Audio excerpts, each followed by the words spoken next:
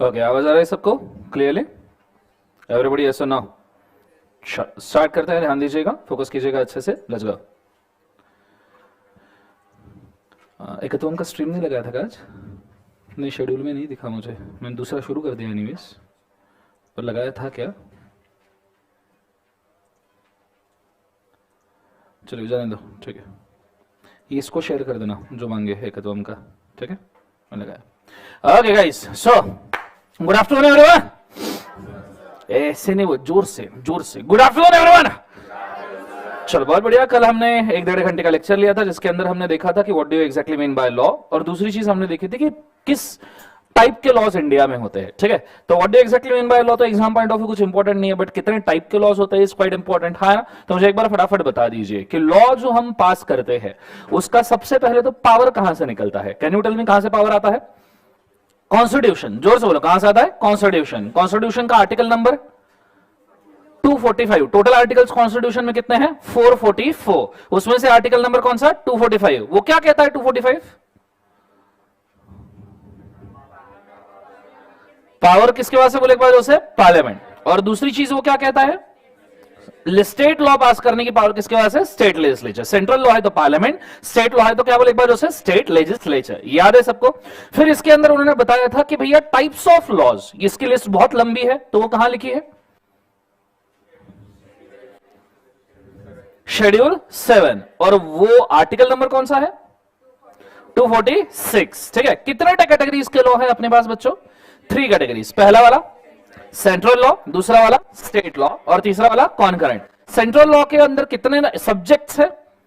97। State law के अंदर 66 और कॉन्करेंट लॉ के अंदर 47। ठीक है। ओके, यहां तक हमारा कल हुआ था। ठीक है। अब कुछ 2-3 टिप मैं आपको देना चाहूंगा। आज कौन नए आए हैं जो कल नहीं थे? एक बार हाथ रेस कर लीजिएगा प्लीज। ओके, 3। ओके, चलो गुड। अब मैंने आपको जैसे सवाल पूछा, मैं ऑब्जर्व कर रहा था, मैंने आपको जैसे बच्चों सवाल पूछा, बहुत सारे बच्चे एक तो बोल ही नहीं रहे थे या फिर बुक में देख के बोल रहे थे। ठीक है। सी प्लीज डू अंडरस्टैंड, हम ऑलरेडी फास्ट ट्रैक बैच में हैं। Every single lecture you do not revise takes a toll on you. 30 lecture 100 mark, मतलब per lecture 3 marks. Every single lecture you do not revise, 3 marks minus. Are you understanding? है ना? मैं बोलना नहीं चाहता ऐसे, पर ये रियलिटी है। सो इसके बाद प्लीज ट्राई दिस। इसके बाद जब आप घर जाओ, डेली जो पढ़ाए वो आपके टंग पे होना चाहिए, क्योंकि आपके पास समय ही कम है। अगर मेरे पास उतना समय रहता तो मैं आपको रिवाइज करवा के भाई साहब याद करवा देते। ठीक है। फिर भी अपन अपने टेक्निक्स लगाएंगे ही लगाएंगे, पर आप घर जा रहे हो और आप रिवाइज कर नहीं पा रहे हो और यहां वापस आ रहे हो, तो फास्ट ट्रैक बैच के स्पीड में, हालांकि स्पीड इतना नहीं रहेगा, नॉर्मल स्पीड रहेगा। वहां आप रेगुलर में बहुत स्लो पढ़ाते हैं, पर ये नॉर्मल स्पीड में आप पीछे ना छूट जाओ। पुढे पाठ मागे सपाठ, मराठी में एक म्हण है, आपको पता होगा। आप आगे पढ़ते जाओगे, पीछे आपका गायब होता जाएगा। तो कल से घर से रिवाइज करके आने का, यहां रिविजन बुक बंद करके ही होगा। ठीक है। आपकी बुक बंद रहेगी और तभी आप आंसर दोगे। कंसेप्ट समझ में आ रहा है सबको? हाँ है ना? तो मैं मानूंगा कि आपने पढ़ा है। ऊपर से होमवर्क वगैरह तो रहेगा ही रहेगा, पर आपका डेली का काम है कि घर जाके रिवाइज करना है। उसके सिवा फिर कोई फायदा नहीं है। कंसेप्ट समझ में आ रहा है मैं क्या कह रहा हूं? जोर से बोले सर ना। बहुत बढ़िया। सो कल हमने ये देख लिया था कैटेगरीज ऑफ लॉ इंडिया में कितने हैं, और एक सवाल मैंने पूछा था कि भाई साहब जो हमारा लॉ पास किया है ठीक है, institute of chartered accountants of India 1949। भाई साहब वो पास कब हुआ और किसने किया? क्योंकि कॉन्स्टिट्यूशन तो 1950s में आया और जो हमें इंडिपेंडेंस था वो 1947 में लगा, तो लॉ किसने पास किया जीवन में? ये सवाल था, बोलो हाँ या ना। चल आज हम आगे बढ़ते हैं। कल हमने कैटेगरीज ऑफ लॉ फिनिश कर लिए, आज मैं आपको फ्रैंकली बता सकता हूं कि इंडिया में what is a process to pass the law, कि आप इंडिया में किस प्रकार से लॉ पास कर सकते हो। तो आ जाइए, पूरा ध्यान बोर्ड के ऊपर फोकस कीजिएगा बड़े अच्छे तरीके से, तो जाके समझ में आएगा, अदरवाइज प्रोसेस बिल्कुल भी समझ में नहीं आएगा। मैं प्रोसेस थोड़ी सी पैरेलली लेने वाला हूं, आपका सेंट्रल लॉ साथ साथ में स्टेट लॉ और कॉन्करेंट लॉ साथ में मैं आपको मेंशन कर दूंगा किस प्रकार होगा, तो ठीक है। तो बहुत अच्छे से बोर्ड के ऊपर ध्यान दीजिएगा। मैं स्टार्ट कर रहा हूं प्रोसेस के साथ। स्लाइड शो सबको दिख रहा है, बोलो हाँ या ना। चल आ जाइए फटाफट फटाफट, पूरा ध्यान बोर्ड के ऊपर दीजिएगा, लेट्स गो। ठीक है, so how law is made, हमारे पास 3 लॉज है, बट 3 लॉज होने के बावजूद भी प्रोसेस हमारे पास सिर्फ 2 ही है। ठीक है, प्रोसेस सिर्फ 2 ही है, 3 लॉज होने के बाद प्रोसेस 2 ही है। और कल मैंने आपको इसके पीछे रीजन बोला, सेंट्रल लॉ पार्लियामेंट पास करता है, स्टेट लॉ कौन पास करता है बच्चों? State legislature. कौन पास करता है? सब जन बोलो, स्टेट लेजिस्लेचर। जिस वजह से प्रोसेस हमारे पास 2 तो है, पर साथ में हम कॉन्करेंट लॉ पहले सेंटर पे पास करवाते हैं और बाद में स्टेट पे, क्योंकि उसके अंदर दोनों के रूल्स चलते हैं। बोलो हाँ या ना। इस वजह से 3 लॉज 2 प्रोसेस। एक बार सब जन बोलो, कितने लॉज है? 3, और प्रोसेस कितने हैं? 2। कंसेप्ट समझ में आया? नाउ ये 2 प्रोसेस में पहला है सेंट्रल प्रोसेस, दूसरा है स्टेट प्रोसेस, मतलब पूरे इंडिया का एक प्रोसेस, ठीक है, जैसे आप देख रहे हो, और फिर स्टेट का अलग अलग प्रोसेस, हर एक स्टेट का अपना अपना प्रोसेस हो सकता है। वैसे how many states and union territories are there in India? 29 states and 7 union territories. समझ में आ रहा है? Total to 36। ये सुनो, सो ये चीज को आपने याद रखना। Now let's start the process. कोई भी लॉ पास करने के पहले, कोई भी लॉ शुरू करने के पहले, the first and primary step which comes is called as drafting. Law किसी ने तुम्हें ड्राफ्ट करना जरूरी है, लॉ किसी ने तुम्हें लिखना जरूरी है, क्योंकि लॉ अगर किसी ने लिखा ही नहीं तो आप पास क्या करोगे? लिखने वाला भी एक्सपर्ट बंदा होना चाहिए, उसको एक्सपीरियंस होना चाहिए, उसको समझ में आना चाहिए कि किस प्रकार इंडिया चलता है, पॉलिटिकल सिस्टम किस प्रकार चलता है। ठीक है, so first step in every law, state रहे, सेंटर रहे, कॉन्करेंट रहे, एक सिंगल स्टेप आपको बहुत जरूरी है, दैट इज कॉल्ड, एक बार उसे ड्राफ्टिंग। जो हम ड्राफ्ट करते हैं उसे बिल कहा जाता है। क्या कहा जाता है? बोले एक बार उसे बिल। सवाल यह है कौन कर सकता है ड्राफ्टिंग? क्या आप ड्राफ्टिंग कर सकते हो लॉ का? हाँ या ना? No sir, yes sir. आप कर सकते हो ड्राफ्टिंग? जोर से बोलो हाँ या ना। मैं कर सकता हूं drafting? You will be surprise to hear that आप भी ड्राफ्टिंग कर सकते हो, मैं भी ड्राफ्टिंग कर सकता हूं। ये बात अलग है, कोई अपनी सुनेगा नहीं। ठीक है, बट आपको कोई पॉलिटिकल पावर की जरूरत नहीं है लॉ ड्राफ्ट करने के लिए। डू नो आरटीआई, जिसके अंदर आंसर शीट मंगवा सकते हैं इंस्टीट्यूट से 10 रुपए देके। बोलो हाँ या ना। आरटीआई पता है? राइट टू इंफॉर्मेशन है। आपको पता है किसने बनाया? Chief minister of Delhi Arvind Kejriwal ने ये लॉ बनाया। अरविंद केजरीवाल जी ने ये लॉ बनाया था when he was not even a chief minister. और वो भी अन्ना हजारे का जो अनशन हुआ था, याद तुम्हारे बचपन में? बोलो हाँ ना। और तुम्हें समझ नहीं आ रहा तो अनशन क्या होता है जीवन में? तो फिर घर वालों ने बोला इसने खाना ही नहीं खाया, तो तुम भी डिसाइड किया कि अच्छा तरीका है घर वालों को ब्लैकमेल करने का। बोलो हाँ है ना। तो अन्ना हजारे जी ने जो अनशन किया था उसके भी पहले अरविंद केजरीवाल जी ने आरटीआई बनाया। पर आरटीआई से कुछ काम हुआ नहीं, क्योंकि आरटीआई बनाया गया था भैया लोग घूस घूस खाते उसको रिवील करने के लिए, उससे कुछ हुआ नहीं। फिर उन्होंने अन्ना हजारे को पकड़ा, बोले तुम अनशन करो, मैं लॉ बनाता। तो उन्होंने लोकपाल बिल बनवाया, ठीक है, करप्शन के खिलाफ। ठीक है, तो ये अरविंद केजरीवाल जी ने तब किया है जब वो कुछ थे भी नहीं, जो वो सिर्फ एक आईएएस ऑफिसर थे। ठीक है, उसको कोई पॉलिटिकल पावर नहीं लगता है जीवन में। समझ में आ रहा है सबको? हाँ है ना। ये तब भी, तो आप भी बना सकते हो, मैं भी बना सकता हूं, पर हमारी बात कोई सुनेगा नहीं, क्योंकि हमारे पास उतना पॉलिटिकल स्ट्रेंथ नहीं है। दूसरा, हमारे पास अन्ना हजारे जी नहीं है। कंसेप्ट समझ में आ रहा है सबको? हाँ है ना। 2 में से एक चाहिए। क्लियर है कंसेप्ट सबको? यस और no. So drafting is the first step. Second step introduction. आपको इस लॉ को लेके जाना पड़ेगा उस हाउस में जहां पे ये पास करवाना है। ठीक है, तो हम पार्लियामेंट में लेके जाएंगे और स्टेट लेजिस्लेचर। पार्लियामेंट पता है सबको? पार्लियामेंट पता है नहीं पता है? पार्लियामेंट वहां पे झगड़े वगड़े करते हैं लोग, चेयर वेयर फेंक के मारते हैं, माइक वाइक फेंक के मारते हैं। बोलो हाँ या ना। पार्लियामेंट जहां पे ऐसे नोटों के बंडल निकाल के दिखाए जाते, देखो हमको घूस दिया।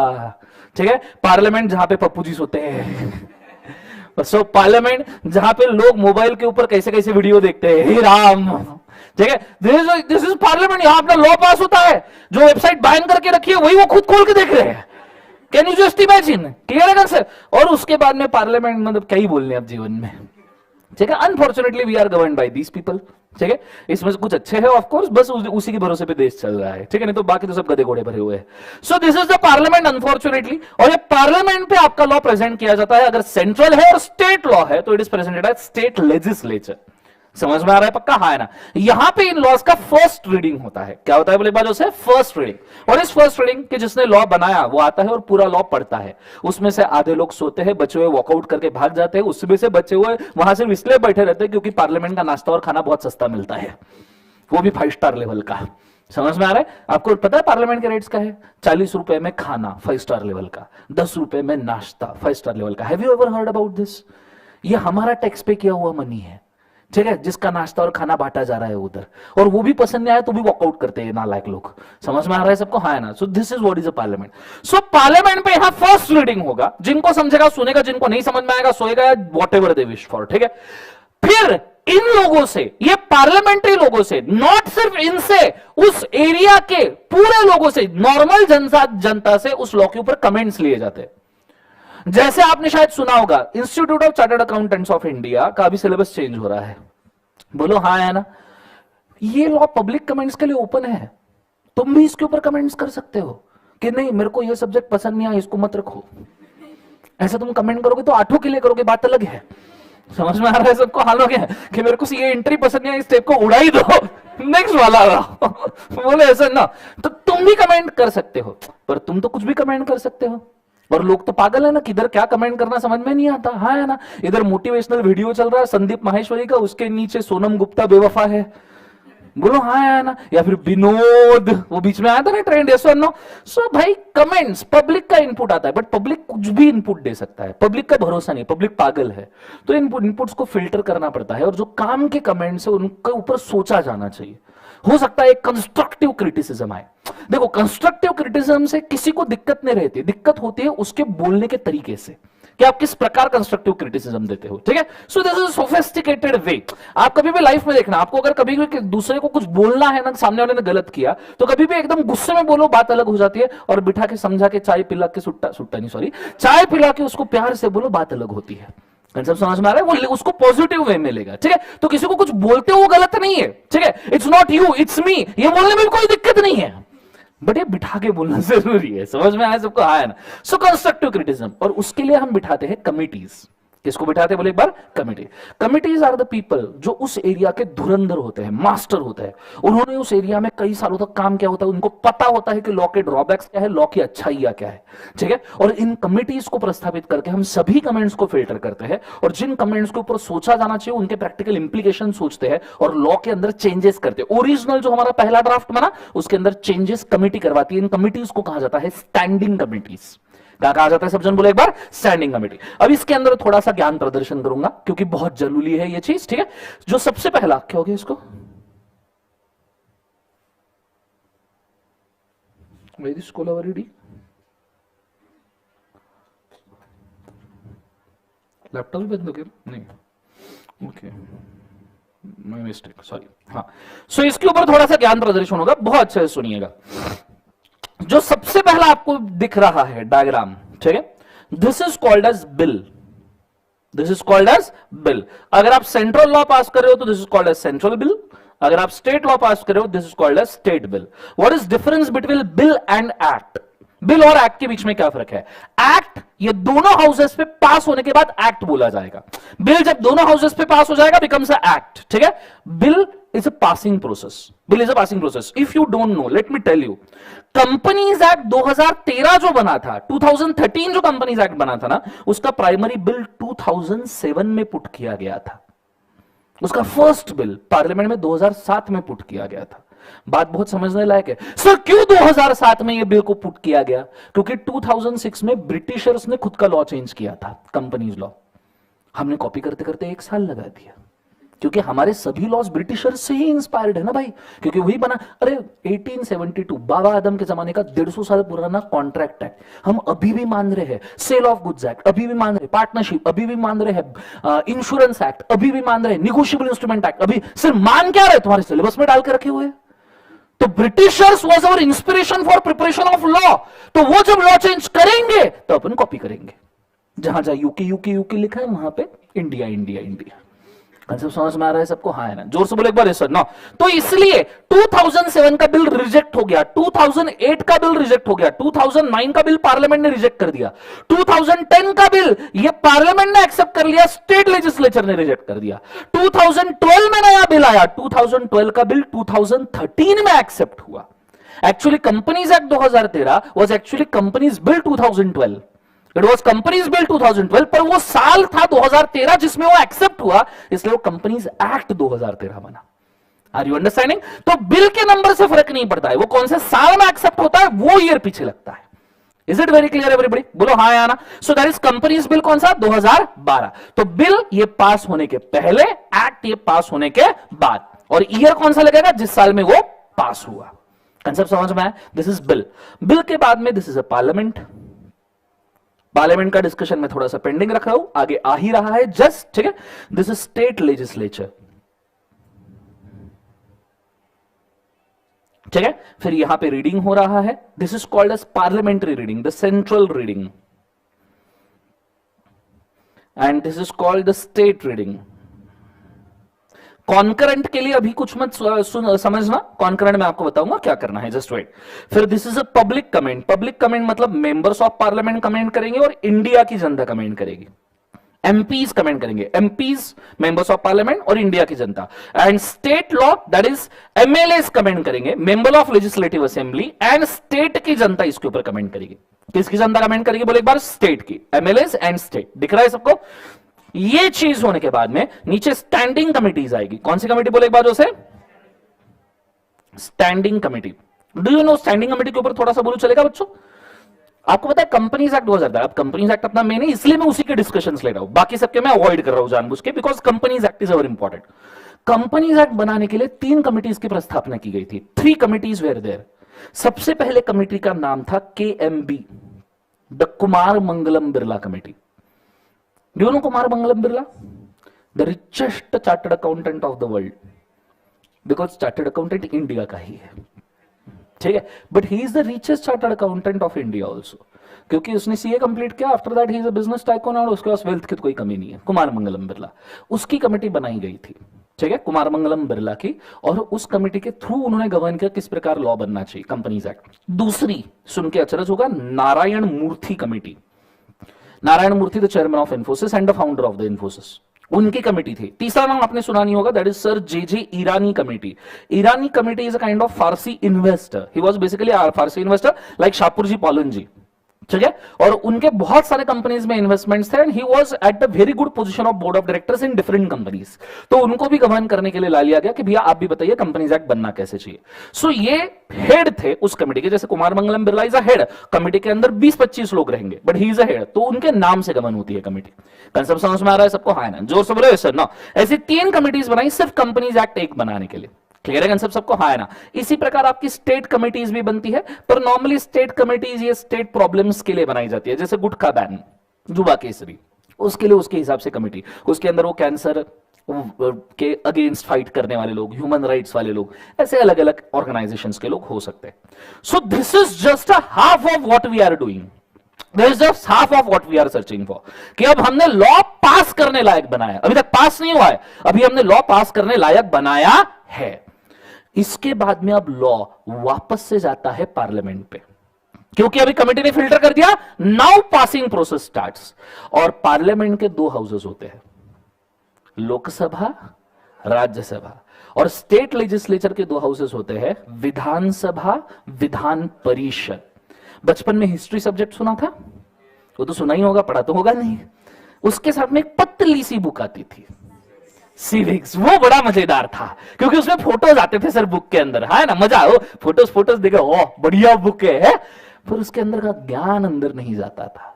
कुछ तो वो बोलते थे प्रधानमंत्री, राष्ट्रपति, एक सेंटेंस हमको जरूर याद है कि इंडिया का पहला पर्सन प्रेसिडेंट होता है। हाँ बोलो हाँ है ना? ये जितना ज्ञान मैं तुम्हें बांट रहा हूं ना, वो सिविक्स की बुक का है, ठीक है? अब मैं वापस से थोड़ी सिविक्स की बुक यहां पे थोड़े बड़े पैमाने पे खोलूंगा, बिकॉज मैं आपको एक चीज मेंशन करना चाहूंगा। सिंपली ये डिस्कशन अब मैं शुरू कर रहा हूं, ये डिस्कशन के बाद तुम तुम्हारे पप्पा के साथ बैठ सकते हो और इंडिया की पॉलिटिकल सिस्टम के ऊपर कमेंट कर सकते हो। जैसे पप्पा कभी बैठ के न्यूज देख रहे हैं और पॉलिटिकल न्यूज चल रहा है कोई तो भी खतरनाक वाला, तुम बैठ के बोल सकते हैं क्या दिस इज बुलशिट? समझ में आ रहा है सबको? हाँ है ना, एकदम स्टाइल में बोलने का, घबराने का नहीं, क्योंकि अब मैं तुम्हारे सामने पॉलिटिकल सिस्टम खोल रहा हूं और मैं आपको फ्रैंकली बताऊं, इंडिया की लॉ पासिंग सिस्टम और इंडिया की पॉलिटिकल सिस्टम दोनों को आप अलग नहीं कर सकते। दो जिस्म एक जान, एक ही कॉइन के दो पहलू। आप पॉलिटिकल सिस्टम समझोगे तो लॉ कैसे पास कर रहा है समझोगे, क्योंकि लॉ भी कौन बनाएगा? जो गवर्निंग पार्टी है। तो उसके सिवा कैसे समझाओ क्या है? हम क्यों बोलते हैं कि बीजेपी जीता? तो बीजेपी कर क्या रहा है जीवन में? तो बीजेपी भाई साहब तुम्हारे लिए लॉ बना रहा है, जिसकी वजह से तुम गवर्न हो रहे हो। इसलिए हम बोल रहे हैं बीजेपी देश चला रहा। क्यों? क्योंकि वो लॉ बना रहा है। सब समझ में आए? तो बहुत अच्छे सुनिएगा, बहुत प्यारा डिस्कशन है, ठीक है।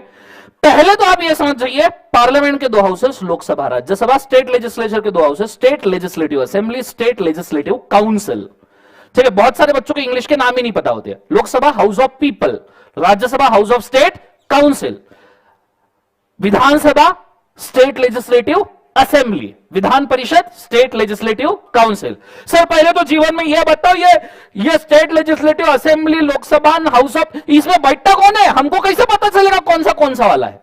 सिंपल बात, बहुत सिंपल। जहां पे मोदी जी बैठते हैं,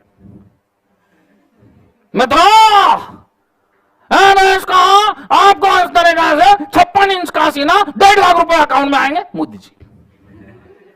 सब समझ में आ रहा है सबको? हाँ है ना। That is a central government. कौन सा गवर्नमेंट बोले एक बार? सेंटर। अब हम महाराष्ट्र में हैं, जो लाइव स्ट्रीम में बच्चे ज्वाइन हुए हैं उनको मैं मेंशन करना चाहूंगा कि आप अगर लाइव स्ट्रीम में ज्वाइन हुए हो तो आपके स्टेट के हिसाब से आप इमेजिन कर लीजिए। महाराष्ट्र में एक चीफ मिनिस्टर भी है ना, प्राइम मिनिस्टर तो मोदी है पर महाराष्ट्र में चीफ मिनिस्टर है। हालांकि हमको बहुत कंफ्यूजन है कौन है, तो है तो सही ना। तो महाराष्ट्र में, अरे सॉरी मतलब महाराष्ट्र में फिलहाल चीफ मिनिस्टर कौन है बताओ जरा? एकनाथ शिंदे जी। पर वो कैसे बने हैं ये तुमको मालूम है, क्योंकि वो कहां जाके बैठे? काय झाड़ी, काय डोंगर, ओके सगळं है ना। तो इस प्रकार हमारे मतलब चीफ मिनिस्टर महाराष्ट्र में पिछले 5 साल में कैसे बना अपने को ही मालूम है कि क्या चल रहा क्या नहीं चल रहा, ठीक है। सो सिंपली अगर मैं बात करूं तो चीफ मिनिस्टर जहां बैठते हैं that is a state legislature. Prime minister जहां बैठते हैं that is a parliament. Clear है आंसर? 2019 में आपने जो मोदी जी वाले इलेक्शन देखे थे जिसमें मोदी जी चुन के आए prime minister, that was a parliamentary election, जिसमें हमने एमपीज चुने। The members of parliament makes the prime minister. Members of parliament मिलकर प्राइम मिनिस्टर बनाते हैं। मेंबर्स ऑफ पार्लियामेंट को हम प्यार से हिंदी में खासदार बोलते हैं गाइस। क्या कहते हैं बोले एक बार उसे? खासदार। कंसेप्ट समझ में आ रहा है सबको? हाँ है ना। और जो हमने 2020 में इमीडिएटली इलेक्शन लिया जिसमें मैक्सिमम सीट बीजेपी की आई थी, पर बाद में शिवसेना, राष्ट्रवादी कांग्रेस, बच्चे कुछ सब मिलकर महाशिवा आघाड़ी, बोलो हाँ है ना, तो उसको महाशिव पिछाड़ी बोल देना चाहिए था जी, बट जो भी है, ठीक है। So that is MLA, member of legislative assembly, जिनको हम प्यार से आमदार कहते हैं, जिनको विधायक भी कहा जाता है। चीचा विधायक है हमारे। अच्छा समझ में आ रहा है सबको? हाँ है ना। तो ये अलग स्ट्रक्चर है। यहां तक आइडिया क्लियर है मैं क्या कह रहा हूं?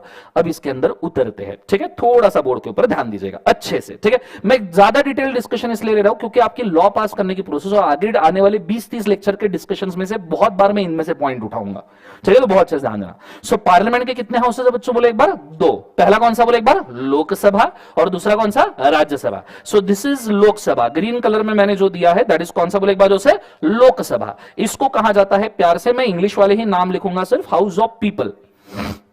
जोर से बोलो क्या कहा जाता है? House of people. क्लियर है? इसके अंदर कौन बैठते हैं? MPs, members of parliament. Concept समझ में? Now the question, Rajya Sabha, Rajya Sabha को क्या कहा जाता है? House of state councils. जोर से बोलो क्या बोलना है? हाउस ऑफ स्टेट का। इसके अंदर कौन बैठते हैं? Members of state council, MSCs, members of क्या बोले बाजू से? स्टेट काउंसिल, राज्यसभा में बैठने वाले लोग, ठीक है। फिर इधर state legislature, state legislative assembly मतलब विधानसभा, ठीक है। स्टेट लेजिस्लेटिव असेंबली नाम लिख के रख दूं क्योंकि आपको ये वाला याद रहने से रखना मुश्किल है। State legislative assembly, state legislative assembly में कौन बैठते हैं? Members of legislative assembly, MLAs. Clear है आंसर? और फिर आता है state legislative council, Vidhan Parishad. Council, Vidhan Parishad, जिसमें कौन बैठता है? Members of legislative council, MLCs. Clear है?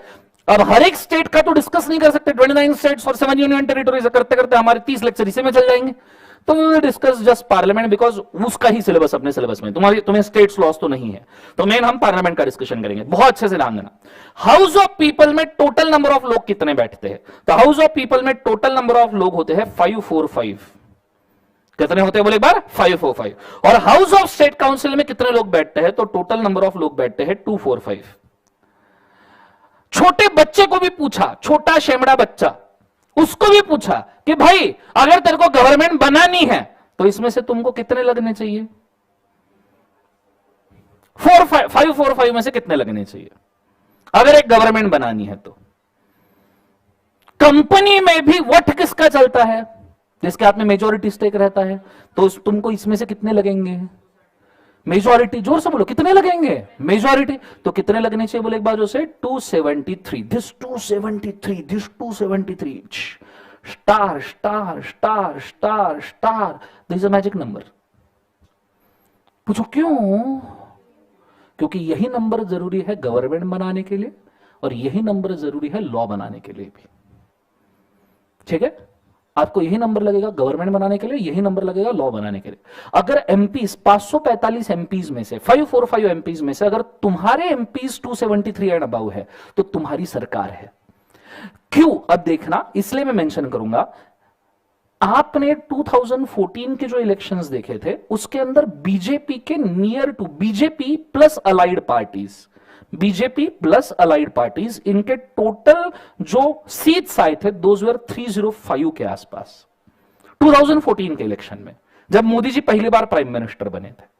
बीजेपी प्लस अलाइड पार्टी, आपको पता है बीजेपी प्लस अलाइड पार्टीज को कहा जाता है NDA. Sir national defence academy नालायक, नेशनल डेमोक्रेटिक अलायंस। सब जन बोलो, क्या बोलना है? National democratic alliance. ठीक है? इनके जैसे महाराष्ट्र में उस वक्त BJP plus Shiv Sena is NDA Maharashtra में। ठीक है? तो इसके अपोजिट भी कुछ होगा, that is called UPA, united progressive alliance, मतलब कांग्रेस प्लस अलाइड पार्टीज, जैसे महाराष्ट्र के लिए कांग्रेस एंड राष्ट्रवादी कांग्रेस। समझ में आ रहा है मैं क्या कह रहा हूं? So Congress plus allied parties UPA. 2014 में, 2014 में 305 सीट्स आर ऑफ बीजेपी। कितनी सीट्स थे बीजेपी के? बोला एनडीए के 305। आपको पता है 2019 के इलेक्शन में बीजेपी के सीट्स ही 305 थे, अलाइड पार्टीज के ऊपर से 50 थे, 355 सीट्स बीजेपी के पास आए। 545 में से 355 seats are of just NDA. इसका फायदा क्या हुआ आप जरा देखना। जो तगड़े तगड़े सभी लॉज है 2019 के बाद ही पास किए, सबसे पहले 370 आर्टिकल उड़ा दिया, कांग्रेस को पूछा भी नहीं, वोट के लिए किसी ने हाथ भी ऊपर नहीं किया। प्रेसिडेंट ने पूछा 370 उड़ाने के, इन्होंने टेबल बजाया, उड़ गया, टाटा बाय बाय गया। समझ में आ रहा है सबको? हाँ है ना, उड़ गया वो। उसके बाद में वो सीएए लाया, citizenship amendment bill. That was a very good master stroke if you don't know. Citizenship amendment bill बोलता क्या है? बहुत सिंपल सी चीज बोलता है कि तुम्हारे घर में 10 लोग हैं तो 10 लोगों का राशन आएगा। इमेजिन करो तुम्हारे घर में 10 लोग हैं और 2 लोग चोरी से रह रहे जो तुम्हें ही नहीं पता, तो तुम्हारे राशन का बजट तो खत्म हो जाएगा, क्योंकि 12 लोग खाना खा रहे हैं। हमें कैसे पता चलेगा कितना राशन लग रहा है, कितना जीडीपी लग रहा है, कितना प्रोडक्ट लग रहा है? इस प्रकार सिटीजनशिप अमेंडमेंट बिल ये बोलता था कि भैया इंडिया के सिटीजन कौन है पहले वो बताओ, हम उस हिसाब से रिसोर्स अलोकेशन करेंगे। समझ में आ रहा है सबको? हाँ है ना? तो जितने भी परराष्ट्रवासी यहां पे आके एडवांटेज उठा रहे हैं उनको हम सेग्रेट, हम उनको हकाल नहीं रहे, हम उनको सेपरेट करें। हमें पता तो चले गेस्ट कितने हैं, कभी तो जाना पड़ेगा ना। अतिथि अतिथि होता है पर कितने दिन। समझ में आ रहा है सबको? हाँ है ना? तो ये चीज को आपने बड़े अच्छे से याद रखना, दैट इज सिटीजनशिप। फिर उसके बाद में जोश जोश में आके मोदी जी ने 4 कृषि कानून भी पास कर दिए। फिर उसके ऊपर वो बहुत बड़े, तो उनको वापस भी लेने पड़े, सॉरी भी बोलना पड़ा, क्योंकि बहुत बहुत जोश में आ गए ना, 370 हो गया, सीए हो गया, ये भी कर डालते सारे, अरे नहीं सॉरी गलती हो गई, तो वापस ले लिए। ठीक है? अभी आगे उनका सिटीजनशिप अमेंडमेंट बिल आने वाला है। ठीक है? 1 सिंगल लॉ फॉर, वो कौन सा लॉ है? 1 सिंगल सिटीजन 1 सिंगल राइट। नए लॉज इंट्रोड्यूस कर रहे हैं। और आपको बता दूं 2020 में जो ये इलेक्शन के बाद पार्लियामेंट्री सेशन हुआ था ना, पूरे 70 साल की हिस्ट्री में, 75 इयर्स ऑफ हिस्ट्री में, that was the most efficient session of the parliament. Normally parliament 60% efficiency के ऊपर चलता है, उस सेशन में 125% एफिशिएंसी, मतलब लॉ ढूंढ के लाने पड़ रहे थे, साला कौन सा पास करो। समझ में आ रहा है मैं क्या कह रहा हूं? ये फायदा होता है जब एक ही पार्टी के लोग होते। तुम सोचो ना, 545 में से 355 यही है। क्लियर है? वो बच्चा वो कुछ अपोजिशन कोने में पड़ा है, उसकी तरफ स्पीकर देख भी नहीं रहा, पास करने का इधर देख रहा, हो गया चलो आगे। वो बोल रहा है हमारे तरफ तो देखो, तुम बाजू और इधर पहले। हाँ, समझ में? This is the efficiency. Concept समझ में आ रहा है? ये फायदा होता है अगर आपके सभी मेंबर्स आपके हैं तो नियरली। क्लियर है कंसेप्ट? तुम तगड़े लॉस पास कर सकते हो, ठीक है, पर बहुत जोश में आना भी गलत है, ठीक है। नीचे सो ये हो गया 273 लोगों ने अगर आपके लॉ को हाँ बोल दिया, आपका लॉ पास हो गया। नीचे चलिए 245 में से 123 इज अ मेजोरिटी, बोलो हाँ या ना। 123 ने पास कर दिया, आपका लॉ हो गया। 273 एंड 123 दो जगह पे, दो हाउसेस में इतने वोट्स मिले, law is made. Now only question is लगाना कब से। बन गया है पर लगानी कब से। बॉम्ब बन के रेडी है पर फोड़ना कब से। कंसेप्ट समझ में आ रहा है? उसके लिए पूछा जाता है इंडिया के पहले पर्सन को, the president of India. Who is president of India? मेरे देश के आजाद नाकली को who is president of India? Droupadi Murmu. समझ में आ रहा है? I guess second lady president of India. She belongs from the backward tribal category. Very good thing. इसके पहले first lady president Pratibhatai Patil. आपको था प्रतिभाताई पाटिल मेरे गांव से, अमरावती से। मैं पर्सनली पहचानता हूं प्रतिभाताई पाटिल को। ये बात अलग है, वो मेरे को नहीं पहचानते। समझ में आ रहा है सबको? हाँ, तो Pratibhatai Patil second. People's president, एक बहुत से प्रेसिडेंट हमको लाभी हुए थे, एपीजे अब्दुल कलाम। ठीक है, वेरी गुड प्रेसिडेंट। तो प्रेसिडेंट्स के नाम नॉर्मली याद रखने की कोशिश करना। सर बुक में इतना कंटेंट तुम कहां, अभी के पता है वही बहुत हो गया, उसमें खुश रहो तुम, है ना। चलो कोई दिक्कत नहीं। सो यहां पे 123 पास किया जाएगा प्रेसिडेंट से। पास किया जाएगा किससे बोले एक बार से? प्रेसिडेंट। अब मेरे को एक बहुत जोर से यहां पे आया है एक सवाल, बहुत जोर से आया। सर जाके आओ, जाके नहीं आओ नालायक हो। बहुत जोर से सवाल आया, पूछो क्या? जोर से पूछो क्या? समझो, मैंने एक सुंदर सा लॉ बनाया, एकदम ब्यूटीफुल, मतलब ब्यूटीफुल। सो मैंने एक सुंदर सा लॉ बनाया, एकदम सुंदर सा, और इमरजेंसी में लगाना जरूरी है। कल पाकिस्तान का और इंडिया का समझो वॉर हो गया, क्योंकि पाकिस्तान में वैसे भी तकलीफ चल रही है, ठीक है, उनके यहां आटा भी नहीं मिल रहा, लोग वहां की सिटीजनशिप छोड़ के इधर उधर भाग रहे हैं, और उनका पहला स्थान जो प्रेफर्ड, वहां पे पोल लिया गया, पता है पाकिस्तान में पोल लिया गया कि अगर तुम पाकिस्तान से भाग रहे हो तो सबसे पहले कहां जाना चाहोगे? तो उन्हें क्या लिखना चाहिए? इंडिया में आएंगे, ठीक है। सो पाकिस्तान ऐसा देश है भाई जिसने चाइना से लोन लिया, किस बात के लिए? कि वो चाइना का लोन रीपे कर पाए। हाँ, तुम्हें नहीं पता, पाकिस्तान ने चाइना से लोन लिया किस बात के लिए? कि वो चाइना का लोन रीपे कर पाए। Are you understanding? इस कगार पे पाकिस्तान। सो पाकिस्तान ने कल इंडिया के साथ वॉर डिक्लेयर किया, लेट्स से रिसोर्सेस के लिए।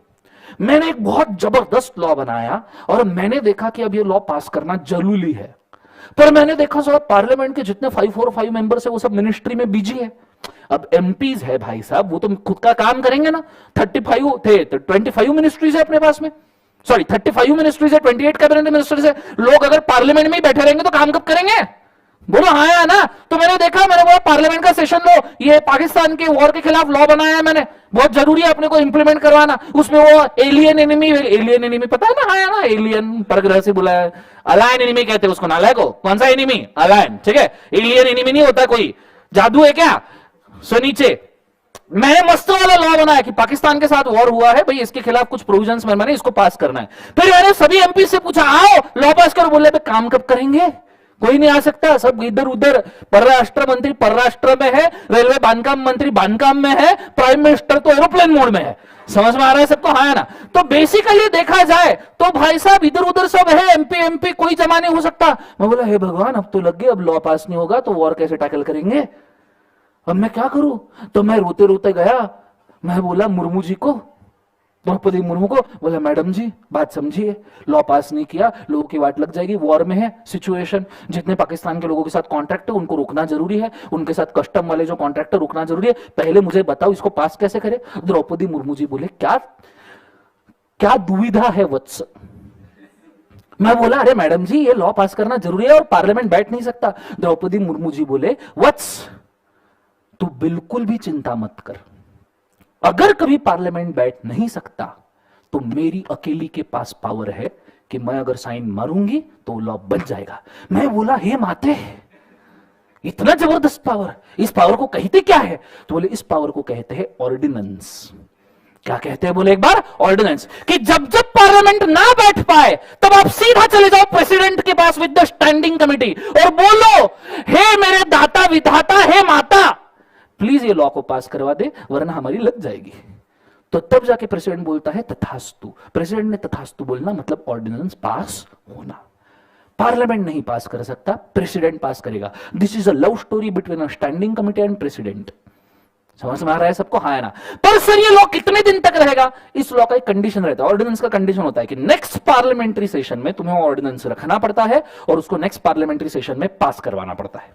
पर नेक्स्ट, इमीडिएट नेक्स्ट। और ये ऐसा नहीं है कि भाई कुछ बहुत भारी बात है, ठीक है? ऐसा नहीं कि बहुत दूर की बात है, हमको नहीं पता। तुम्हारा companies amendment act 2020 was earlier companies ordinance 2019। It was a Companies Ordinance 2019 which is converted to Companies Amendment Act 2020। तो ये तुम्हारे साथ हो चुका है। तुम्हें अभी जो अमेंडमेंट पढ़े होंगे that was earlier an ordinance. उसको पहले पास करवाया गया था इसके पहले के राष्ट्रपति के हाथ में, जो कौन थे? नहीं, उसकी भी पहले के प्रणब मुखर्जी 2019 में उन्होंने पास किया। Then it is being passed by Ramnath Kovind ji, ठीक है? कि भैया पार्लियामेंट में रखा, वापस रामनाथ कोविंद जी के पास है, उन्होंने उसको एज एक्ट पास किया। क्लियर है? सो this is not a new thing, not far from you, this is in your syllabus. कि ऑर्डिनेंस भी तुम्हारे सिलेबस में आ सकते हैं। क्लियर है? समझो भी बजट आने वाला है 1 फरवरी को, बोलो हाँ आना। उधर सीतारामन जी दीदी रेडी है पूरा जीएसटी खत्म करके, और तुम्हारे सब बजट इधर उधर लगा के। दीदी पूरा रेडी है, पर पार्लियामेंट्री सेशन नहीं हो पाए इमरजेंसी की वजह से, कोई भी इमरजेंसी।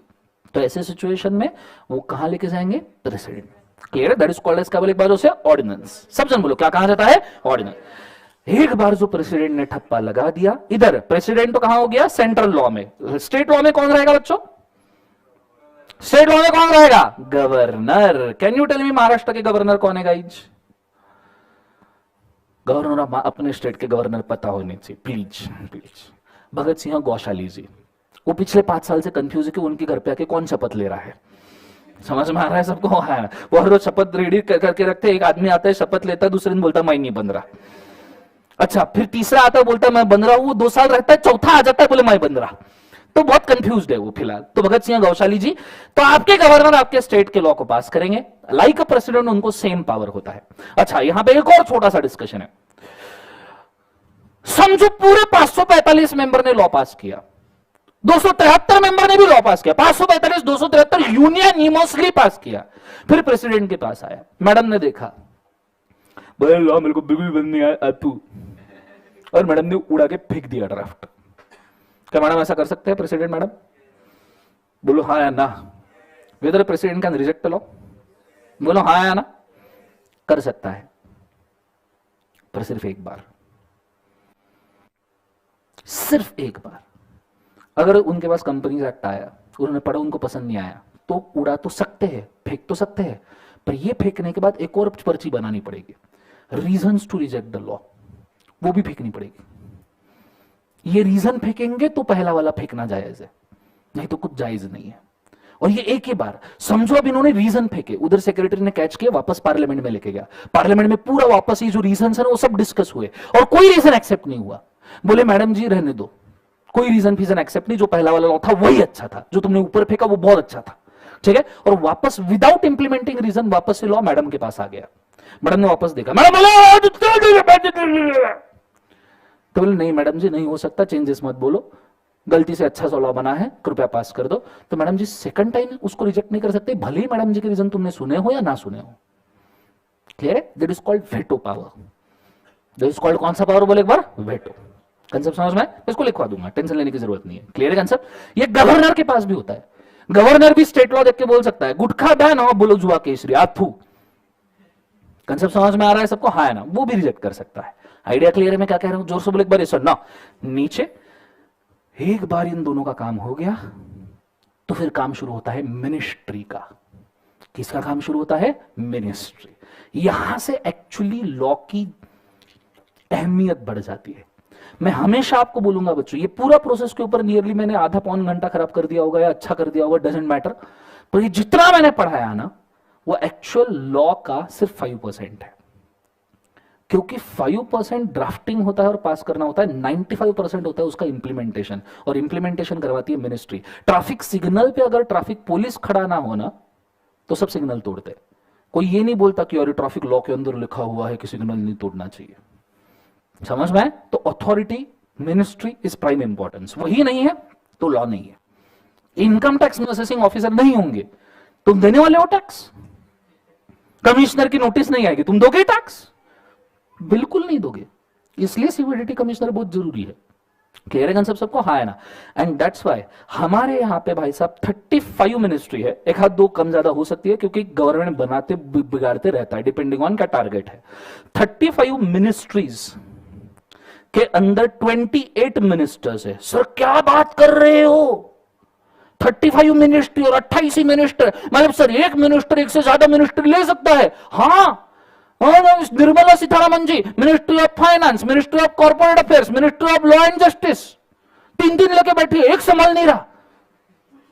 समझ में आ रहा मैं क्या कह रहा हूं? जोर से बोले। हाँ ना? अरे तुम देखो जीएसटी के अमेंडमेंट, वो अमेंडमेंट नहीं है, पूरा नया जीएसटी है। आइडिया क्लियर मैं क्या कह रहा हूं? तो ये चीज को आपने याद रखना। दूसरी बात, इसके पहले एक और इफिशिएंट मिनिस्ट्री थे, बहुत अच्छे इफिशिएंट, अरुण जेटली जी। वो भाई वो कहर आदमी था, वो 4 मिनिस्ट्री हैंडल कर रहा था। वो भी कौन सी? Ministry of finance, law and justice, corporate affair, ministry of defence. Are you understanding? Minute मतलब इन तीनों तक के समझ सकता है, डिफेंस भी वो कैसे? तो this is a thing. Maharashtra से there is one good minister जिनका मिनिस्ट्री पिछले 8 सालों से consistently productive ministry, top productive ministry, Nitin Gadkari. बांधकाम विभाग, बांधे जा रहे वो रुक नहीं रहा आदमी। वो तुमने भी महाराष्ट्र में समृद्धि हाईवे बनाया, देखा तुमने? समृद्धि गए कभी? मैं गया था अभी समृद्धि हाईवे के ऊपर। अभी 120 की स्पीड वहां पे नॉर्मल है, ऐसा लगता है आदमी साइकिल चला रहा है। इतना प्यारा हाईवे बनाया, और उसने बनाया भी कैसे? नितिन गडकरी जी ने क्या किया मेरे को लगता है, ऐसे मैप लिया महाराष्ट्र का, उधर नागपुर से लेके मुंबई के ऊपर स्केल रखा और ऐसे मारा रात, इसके बीच में जो भी आए फोड़ दो। वो वैसे बनाया है सीरियसली। 8 लेन हाईवे, तुम जाके देखो, आदमी दौड़ेगा तो दिखेगा भी नहीं, इतना खतरनाक। सो और वो बांधे जा रहा है। वो भाई वो बोले अभी दिसंबर के बाद में उन्होंने उद्घाटन किया मुंबई दिल्ली हाईवे। वो बोले वो मार्च तक के रेडी कर देंगे एक पट्टा उसका। फिर वो गोल्डन क्वाड्रिलैटरल के ऊपर बात कर रहा है, बोले 4 कैपिटल सिटीज को हम जोड़ेंगे। वो क्या पता क्या खा के आया आदमी भाई। वो चल रहा है, बोले गवर्नमेंट कोई भी हो बांधूंगा मैं। सो बेसिकली देखा जाए तो this is how it is going. अब हमारे लिए मिनिस्ट्री कौन सा काम का है? हमारे लिए काम का मिनिस्ट्री है MCA, ministry of corporate affairs. ये हमारे काम का मिनिस्ट्री है। क्लियर है? मिनिस्ट्री ऑफ कॉर्पोरेट अफेयर्स के चेयरमैन दीदी, ठीक है, इनके पास काम आता है कि भाई इस लॉ को इंप्लीमेंट करे। आइडिया क्लियर है मैं क्या कह रहा हूं? जोर से बोले एक बार, यस और नो। नेक्स्ट वाला, इस साइड स्टेट के मिनिस्ट्रीज डिफर होते हैं, दिस इज वेरिएबल। इसका एक बार जो वेरिएबल। अब याद रखना, ये मिनिस्ट्रीज ऑफिशियल गैजेट में, ऑफिशियल गैजेट GAZZEDEE, गैजेट जी से स्पेलिंग शुरू होता है, बट उसको शॉर्ट फॉर्म में ओजेड ही कहा जाता है, ओजी, ठीक है, ऑफिशियल गैजेट। ऑफिशियल गैजेट में 3 चीजें बोलते हैं, कौन से दिन से कौन से एरिया में कितने सेक्शंस वो लॉ के आएंगे। जैसे कंपनीज एक्ट आया तो ये बोलेंगे कि भैया कैसा था, सुनो बात को सुनो। अब ऑफिशियल गैजेट भी मैं आपको दिखा दूं, ये चाहिए तो थोड़ा साइड में लिख देंगे अपन, ठीक है। This is how the official gazette looks. छोटी छोटी इमेजेस है बट थोड़ा सा देख लेना। This is how the official gazette का फ्रंट पेज लुक्स। भारत का राज्यपत्र, महाराष्ट्र का राज्यपत्र, ऐसे हर एक स्टेट का ऑफिशियल गैजेट होगा, ठीक है। ये ऑफिशियल मैगजीन समझ लो जिसके थ्रू गवर्नमेंट डिक्लेयर करता है। गवर्नमेंट को वॉर भी डिक्लेयर करना है तो इसके अंदर लिख के डिक्लेयर करना पड़ेगा। गवर्नमेंट कोई भी लॉ बनाता है इसके अंदर लिख के, कोई अमेंडमेंट लाता है इसके अंदर लिख के, गवर्नमेंट का कोई भी ऑफिशियल डिक्लेरेशन हो इसमें आएगा, कोई ऑफिसर भी चेंज हो रहा है इसमें आएगा। This is official gazette. Clear है कंसेप्ट सबको? हाँ है ना? ये official magazine, government declare. Twitter is not official thing, ठीक है, वो करते हैं, that is different, this is official thing. Idea clear है मैं क्या कह रहा हूं? यस और नो? ये चीज को आपने याद रखना। ऑफिशियल गैजेट में 3 चीजें देते हैं। पहला तो डेट, कौन से दिन से कौन से एरिया में और कितने सेक्शंस एप्लीकेबल होंगे, कौन से दिन से कौन से एरिया में कितने सेक्शन। जैसे कंपनीज एक्ट और प्राइम लॉ, कंपनीज एक्ट का मैं आपको बोल सकता हूं 12 सितंबर 2013 से कंपनीज एक्ट आया था in entire of India including the state of Jammu and Kashmir, and with 98 sections out of 470 के साथ इंप्लीमेंट होना शुरू हुआ था। मतलब प्राइमरी सेक्शंस जो इंप्लीमेंट किए गए थे सॉरी, प्राइमरी सेक्शन जो इंप्लीमेंट किए गए थे, those are just 98 section out of 470। 470 में से 98 सेक्शन पहले आए, फिर 183 सेक्शन दूसरे फेज में आए, और फिर पूरा ही चेंज कर दिया। एक बात आपने याद रखना, इसमें आप सीखने लायक क्या है, जब भी कोई ओल्ड लॉ आता है और कभी भी न्यू लॉ इंप्लीमेंट होता है, तो ऐसा नहीं होता कि ओल्ड लॉ आके बंद हो गया और न्यू लॉ एकदम से शुरू हो गया। No, it is like this. Old law धीरे धीरे धीरे धीरे कम होगा, न्यू लॉ धीरे धीरे धीरे धीरे बढ़ेगा। तो आपने देखना, कंपनीज एक्ट 2013 के पहले से 98 सेक्शन, एकदम थोड़ा छोटू सा टोक, एरो का टोक, वो इंप्लीमेंट किया, फिर 183 सेक्शन, फिर उसके बाद में पूरे 470। क्योंकि उतने एंगल से आपको सिस्टम भी तो चेंज करनी है ना, गवर्नमेंट को सिस्टम भी तो चेंज करने की जरूरत है। बोलो हाँ या ना। एक ही लॉ ऐसा था जो ऐसा आके ऐसा लग गया, जीएसटी। क्योंकि ओरिजिनल एक्साइज और जीएसटी के अंदर कोई तालमेल ही नहीं था। वो सोच रहे थे कौन से निकाले कौन से हटाए, तो उनको समझ में ही नहीं आया। तो वो ले गया या आया, फिर लग गया, फिर समझ में आ रहा है सबको, हाँ है ना। तो ये चीज को आपने बड़े अच्छे से याद रखना चाहिए। आइडिया क्लियर है? सो this is the official gazette, ठीक है। ये चीज को याद रखना। मुझे एक बार बताओ वापस से, मिनिस्ट्रीज कितने बोले एक बार, जो से 35, और कितने मिनिस्टर्स हैं नियरली 28। ये कम ज्यादा प्लस माइनस 1 मान लेना, ठीक है। सो this is a law should be passed in India, any goddamn law you take, ठीक है। कॉन्ट्रैक्ट वापस से बना, सेल ऑफ गुड्स, पार्टनरशिप वापस से बना, आपने जो भी लॉ पढ़ा होगा फाउंडेशन में, या आप जो लॉ पढ़ रहे हो इंटर पे, negotiable instrument, general clauses act, ठीक है, contract act, repeat, companies act, FEMA, SEBI, सिकरा, competition, banking, insurance, IRDA, factories, minimum wages, industrial dispute, whatever law you take, it should be passed by this system. There is no other system in India to pass the law. Concept समझ में आया मैं क्या कह रहा हूं? जोर से बोले एक बार, यस और नो। और ये तुम्हारे रग रग में बस जाना चाहिए, ठीक है, रग रग में बस जाना चाहिए। क्यों? सी, मैं पहले 2 लेक्चर बेसिक के पूरे अवॉइड भी कर सकता हूं, straight away I would have jumped to companies act, पर तुम इसके बाद जा रहे हो आर्टिकलशिप, ठीक है। और दूसरा अगले 20-30 लेक्चर में मुझे काम में आएगा सब चीजें, ठीक है। तुमने देखना हर जगह पे तुमको समझ में आए, कई सारी तुम्हारे प्रॉब्लम खत्म हो जाएंगे, क्वेरी आने के पहले निपट जाएंगे, क्योंकि तुमको पता रहेगा प्रोसेस ये था। कंसेप्ट समझ में आया? और आर्टिकलशिप में जब तुम जाओगे और समझो कंपनीज एक्ट में कोई नया जबरदस्त वाला तगड़ा अमेंडमेंट आने वाला है, कंपनीज एक्ट छोड़ो कहीं पे भी अमेंडमेंट आने वाला है, यू शुड नो कि भैया ये प्रोसेस से ही आएगा, this is how it should be passed. तो तुम उसको फॉलो कर पाओगे प्रॉपरली। लॉ आने के पहले you would have been ready कि नहीं मेरा पढ़ के हो गया है। This is what is required. Concept समझ में आ रहा है सबको? हाँ है ना। तो मैं चाहूंगा इसको हम लिख लेते हैं एक बार। आप एक रजिस्टर का पेज लीजिए, पेज को 2 पार्ट में डिवाइड कीजिए, एक साइड सेंट्रल प्रोसेस, दूसरी साइड स्टेट प्रोसेस, ठीक है। कॉन्करेंट के ऊपर मैं नोट लिखवा दूंगा, टेंशन लेने की जरूरत नहीं है। कमेंट्स नहीं आ रहे हैं, और अब देखो दिख रहे कमेंट?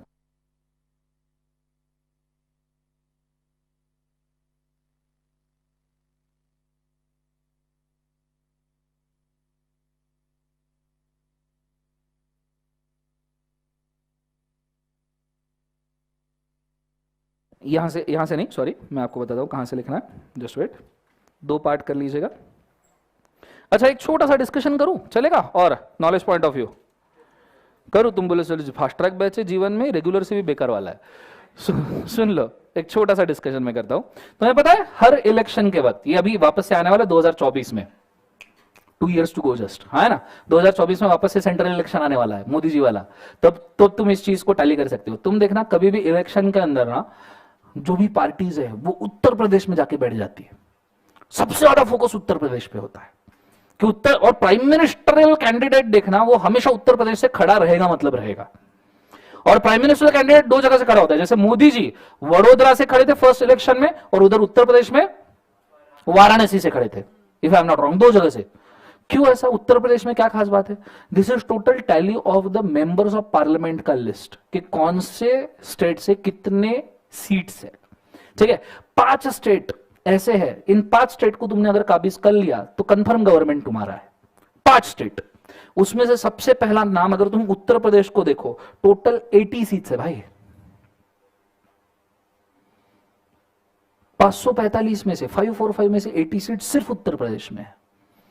समझ में आ रहा है सबको? हाँ है ना। और ऐसा नहीं कि भैया वो उत्तराखंड अलग, उत्तराखंड की अलग 5 है।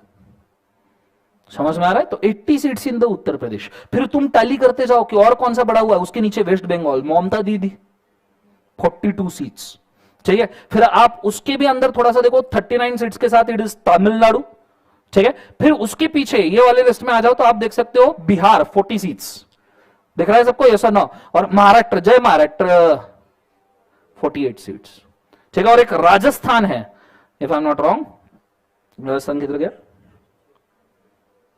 नहीं, राजस्थान नहीं, और कौन सा है? 42।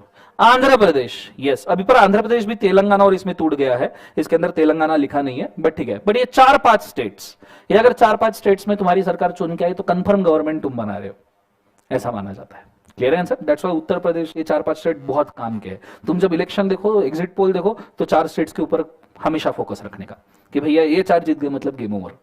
आंसर समझ में आया पक्का? हाँ है ना? चलो मैं चाहूंगा देख लो इसको, गो फॉर इट फास्ट। यहां से शुरू करना।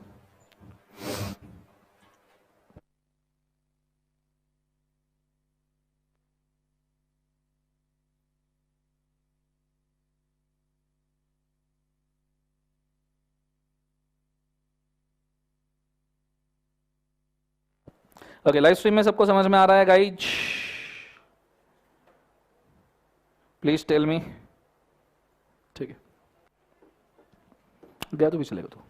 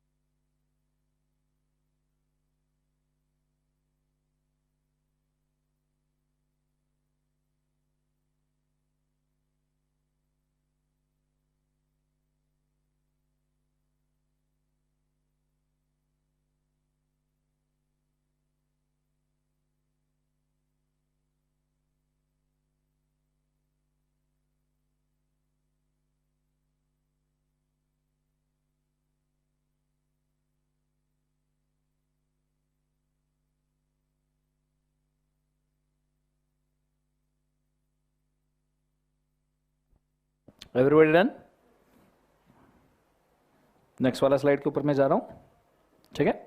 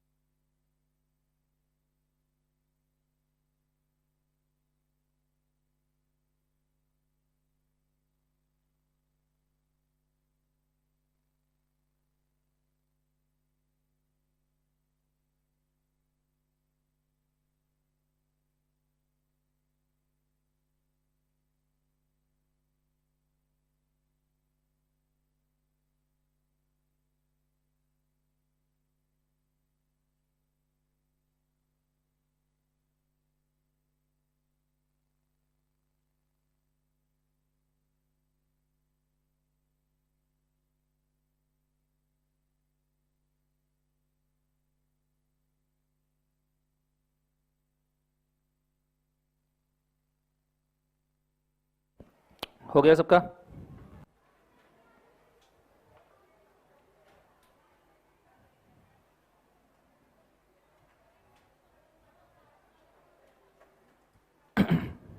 ये सुनो, पक्का हो गया? चलो बहुत बढ़िया। सो यहाँ पे पूरा प्रोसेस लिख लिया सबने। Last one is official gazette for state करके, ठीक है, किसी का रह गया हो तो। चलो डन। ओके, सो हमने यहां पे पूरा प्रोसेस देख लिया कि एक्ट कैसे बनाते हैं, क्या कैसे बनाते हैं बोले एक बार से एक्ट। पर बात यहां खत्म नहीं हुई। अब मैं आपको एक चीज के ऊपर लेके जाना चाहूंगा, and that is foremost important thing, क्योंकि अभी हमको यह समझना है कि भैया एक्ट तो बन गया, पर ऐसी और कौन सी चीज है जो हमको पढ़नी है लॉ में, ठीक है, क्योंकि अभी हमने सिर्फ एक्ट बनाया है। पर तुमने सुना होगा कि तुमको अमेंडमेंट भी आते हैं, हाँ ना, जिससे तुमको बहुत मजा आता है जीवन में, ऐसा लगता है ये आए ही क्यों इतने अच्छे, बोलो हाँ या ना। और फिर तुमने सुना होगा supreme court high court cases cases भी आते हैं तुम्हें, बोलो हाँ या ना। अच्छा लगता है ना पढ़ पढ़ के, ये सुनो, नहीं तो तुम सीए के बच्चे कहां से कहलाए जाओगे, जब तक माथे पे प्रेशर ना आए अमेंडमेंट का तब तक सीए का बच्चा नहीं बन सकते हो तुम, ठीक है। लेट्स गो, तो बड़े अच्छे से ध्यान देना। The concept is called as lol, हा हा हा, law of land, law of land. What do you mean by law of land? Anyone? What is law of land? लैंड पे लगने वाला law, it is as good as it is. Law पे, land पे लगने वाला लॉ, गेम ओवर, ठीक है। Law of land is a term which is derived from kingship. जब किंग्स किसी भी अपने राज्य में लॉ लगाते थे तो वो इस प्रकार से डिसीजन पास करते थे कि as per our law of land, हमारे लैंड के लॉ के हिसाब से हम डिसीजन दे रहे हैं, तो is called law of land. Law of land का इंडिया के लिए मतलब है the law which is applicable to territory of India including the state of Jammu and Kashmir, plus समंदर में कितना अंदर, समंदर में कितना अंदर, 12 नॉटिकल माइल्स। हालांकि जीएसटी में आप 200 नॉटिकल माइल तक के निकल जाते हो, ठीक है, पर लॉ लगाने के हिसाब से 12 नॉटिकल माइल्स समंदर में। समझ में आ रहा है पक्का? हाँ है ना। अब ये नालक कोई नहीं पूछेगा कि सर मैं 12 नॉटिकल माइल्स के एंड पे बॉर्डर पे खड़ा हूं तो क्या, प्लीज समझ में आ रहा है सबको? हाँ है ना। ऐसे सवाल पूछने वाले को हम पहले जेल में डालते हैं। समझ में आ रहा है सबको? हाँ है ना। जोर से बोले सर ना। अच्छा मेरे को एक और जोर से सवाल आया है, बहुत जोर से आया, पूछो कौन सा? वो तुमने मूवी देखा है बजरंगी भाईजान? बजरंगी भाईजान देखा है? हाँ है ना। उसके अंदर एक लास्ट में सीन है, सीन मतलब अच्छा वाला, ठीक है। उसके अंदर लास्ट में एक सीन है जहां बजरंगी भाईजान इंडिया के बॉर्डर के बाहर खड़े रहते हैं और उधर से वो बच्ची जोर से चिल्लाती है माँ माँ, पहली बार चिल्लाती है जीवन में वो, ठीक है। और फिर वो भाग के आती है, फिर बजरंगी भाईजान उसको पकड़ते हैं, ऐसे हवा में उछालते हैं, वो लड़की हवा में अटकी रहती है, मूवी वही खत्म हो जाती है।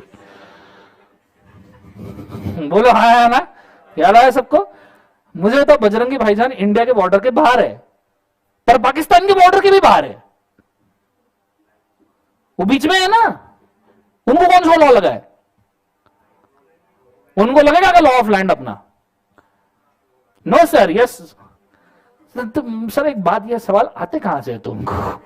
हर मूवी देखते हैं मैंने देखा है, यहां कौन सा लॉ लगेगा यार? अब टीचर क्या और क्या सोचेगा टीचर जीवन में? हम सिग्नल पे खड़े रहते तो सोचते हैं कि सिग्नल के अंदर क्या एग्जाम्पल बन सकता है, तो मेरे को दिखा हो, तो दिमाग में आया तो मैं पूछ रहा हूं उसको कौन सा लॉ लगना चाहिए। उसको एक्चुअली कोई लॉ नहीं लगता। The area is called as no man's land, it is governed by United Nations. तो उसको अगर लॉ लगाने भी है तो यूनाइटेड नेशंस के। बजरंगी भाईजान is out of the law of the India. Clear है कंसेप्ट? समझ में आ रहा है सबको? हाँ है ना। तो ये चीज को आपने याद रखना। Anyways he is out of law of India practically also. समझ में आ रहा है सबको? हाँ है ना। तो ये चीज को तुमने बड़े अच्छे तरीके से याद रखना। इज कॉल्ड लॉ ऑफ, क्या बोले एक बार उसे, लैंड। और वो बच्ची जो हवा में है, जमीन पे आदमी को नहीं लग रहा, उसको तो बहुत दूर की बात है, ठीक है।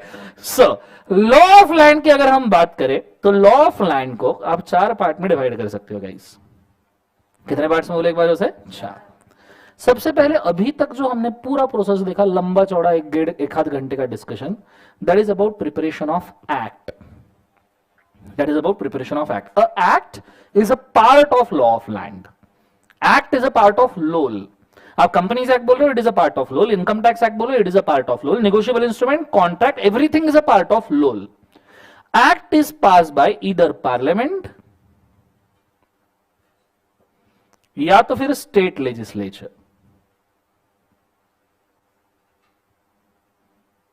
Is it clear everybody?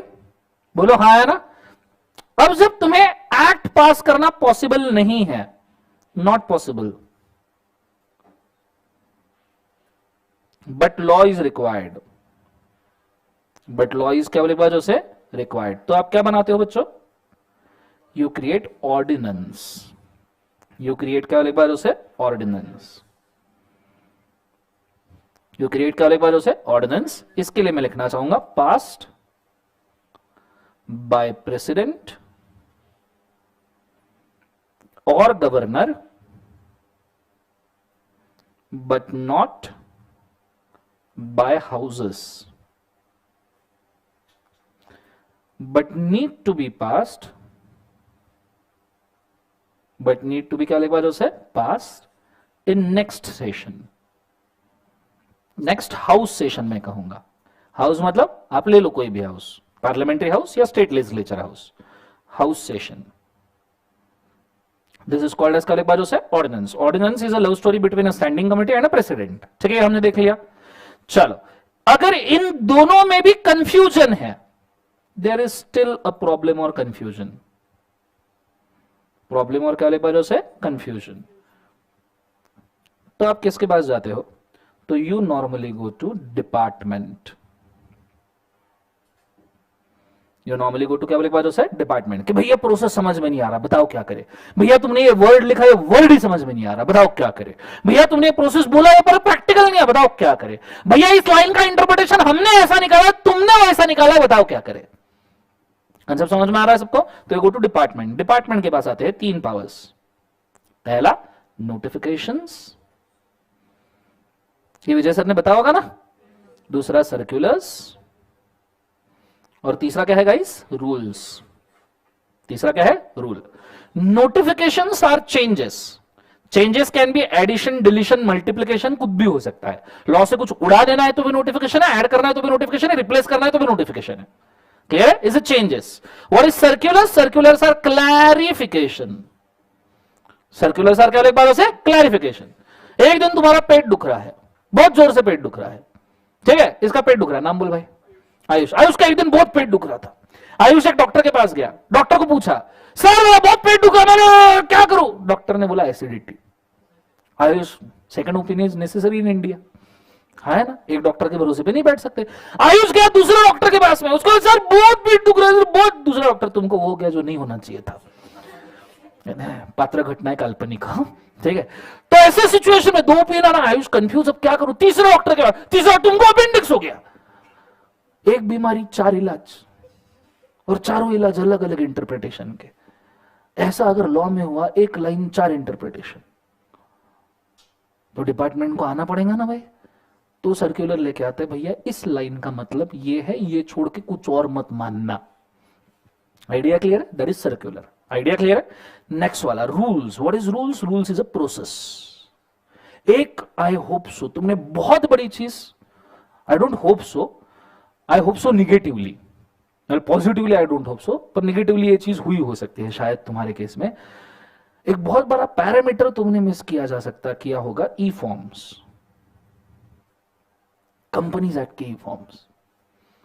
सभी ई फॉर्म्स ये रूल्स में लिखे जाते हैं. कोई भी प्रोसेसिंग के फॉर्म्स है वो रूल्स में लिखे जाते हैं. सेक्शन तो हम याद करेंगे ही, हम ई फॉर्म्स भी याद करेंगे. ये चीज को याद रखना. ठीक है, नहीं याद आएंगे तो अपने पास बहुत अच्छी टेक्निक्स है जो बहुत अच्छे से काम करती है. ठीक है, रेडी हो जाइएगा.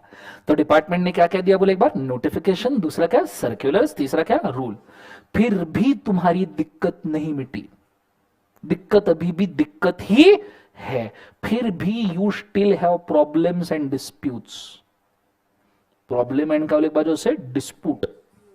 अगर तुमको फिर भी प्रॉब्लम है जीवन में, अगर तुमको फिर भी शांति नहीं है, तो फिर भाई तुम एंड में एक ही जगह जा सकते हो, सुप्रीम कोर्ट, हाई कोर्ट. एक बात याद रखना, सुप्रीम कोर्ट हाई कोर्ट सिर्फ क्वेश्चन ऑफ लॉ एंटरटेन करते हैं। Supreme court high court question of fact entertain नहीं करते। सर सुनने में बहुत अच्छा लगा हमें, पर यह है क्या? What is question on law, what is question of fact? पहली बार जीवन में ऐसा क्वेश्चन पढ़ रहे जिसके बारे में हमें क्वेश्चन है। So tell me, what is question of law and question of fact?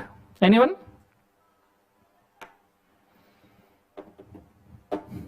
तुम क्यों supreme court high court cases केसेस पढ़ रहे हो?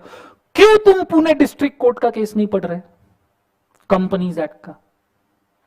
क्यों तुम ट्रिब्यूनल का केस नहीं पढ़ रहे, नेशनल कंपनी लॉ ट्रिब्यूनल का, कंपनीज एक्ट का? क्यों supreme court high court he? Why? तो ये ट्रिब्यूनल के भी केसेस देने चाहिए, वो भी तो काम के हो सकता है ना। सुप्रीम कोर्ट हाई कोर्ट ही क्यों? सभी कोर्ट्स के लेने चाहिए। सुप्रीम कोर्ट, सर सिलेबस मत बढ़ाओ। बहुत अच्छे से सुनना, there are two types of questions in every single law of India. Actually ये डिस्कशन खोलो तो बहुत बड़ा जाएगा, एग्जाम पॉइंट ऑफ व्यू बहुत ज्यादा काम का नहीं है, तो I will crunch it down. और क्रंच वाला भी बड़ा ही है, थोड़ा प्यार से सुनना। अगर वो बहुत बड़ा खोलूं तो फिर हम वर्ल्ड वॉर 2 से आएंगे, वो अपने को अभी फास्ट ट्रैक में तो वर्ल्ड वॉर में नहीं जा सकते अपन, क्योंकि ऑलरेडी वॉर में है अपन। ठीक है,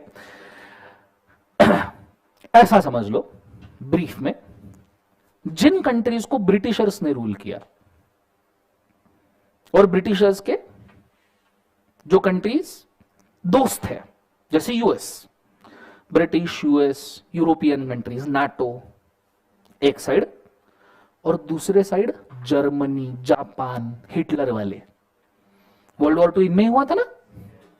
तो जो ब्रिटिशर्स वाले और फ्रेंडली कंट्रीज है उनमें एक लीगल सिस्टम चलता है, और जो नाटो वगैरह वाले जो है, नाटो नहीं सॉरी, जो जापान और जर्मनी वाले हैं उनके यहां दूसरा लीगल सिस्टम चलता है। हमारे यहां जो लीगल सिस्टम चलता है, अब इसमें बहुत सारे परम्यूटेशन जो है बाद में, हमारे यहां जो लीगल सिस्टम चलता है, व्हाट इट सेज कि एवरी डिस्प्यूट, हर चीज जो कोर्ट के पास जाती है वो 2 पार्ट में डिवाइड होती है। One is called as question of fact, one is called as question of law. What is question of fact? Let's take an example कि भाई मैं, नाम बोलो पे से, आया, ठीक है, आयुष ना, आया। पात्र और घटना काल्पनिक, वास्तविक जीवन से कोई संबंध, यदि किसी घटना के साथ समानता होती है मात्र संयोग कहा जाएगा। ठीक है, आपका नाम बोलो, चैत्या। ठीक है, सेम डू। ठीक है, सो आया ने चैत्या के साथ कॉन्ट्रैक्ट किया कि आया, लेट्स टेक दिस, किसने? आया ने किसके साथ कॉन्ट्रैक्ट किया? चैत्या के साथ कॉन्ट्रैक्ट किया कि आया चैत्या से 24 कैरेट गोल्ड परचेस करेगा। इसलिए आया ने चैत्या को ₹5 लाख का चेक दिया। ठीक, जब ये 24 कैरेट गोल्ड आया तो आया को तो दिखा कि ये तो 18 कैरेट ही है, ये तो 24 कैरेट है ही नहीं। तो आया ने चैत्या के ऊपर केस कर दिया। ये तुम क्यों सुन रहे हो? क्योंकि तो मैं सुना रहा हूं इसलिए। तो मैं कुछ भी फेरी टेल सुनाऊंगा, सिंड्रेला ने जूते को चूमा या मेंढक को चूमा और उसका राजा बन गया, तो सुनोगे तुम जीवन में?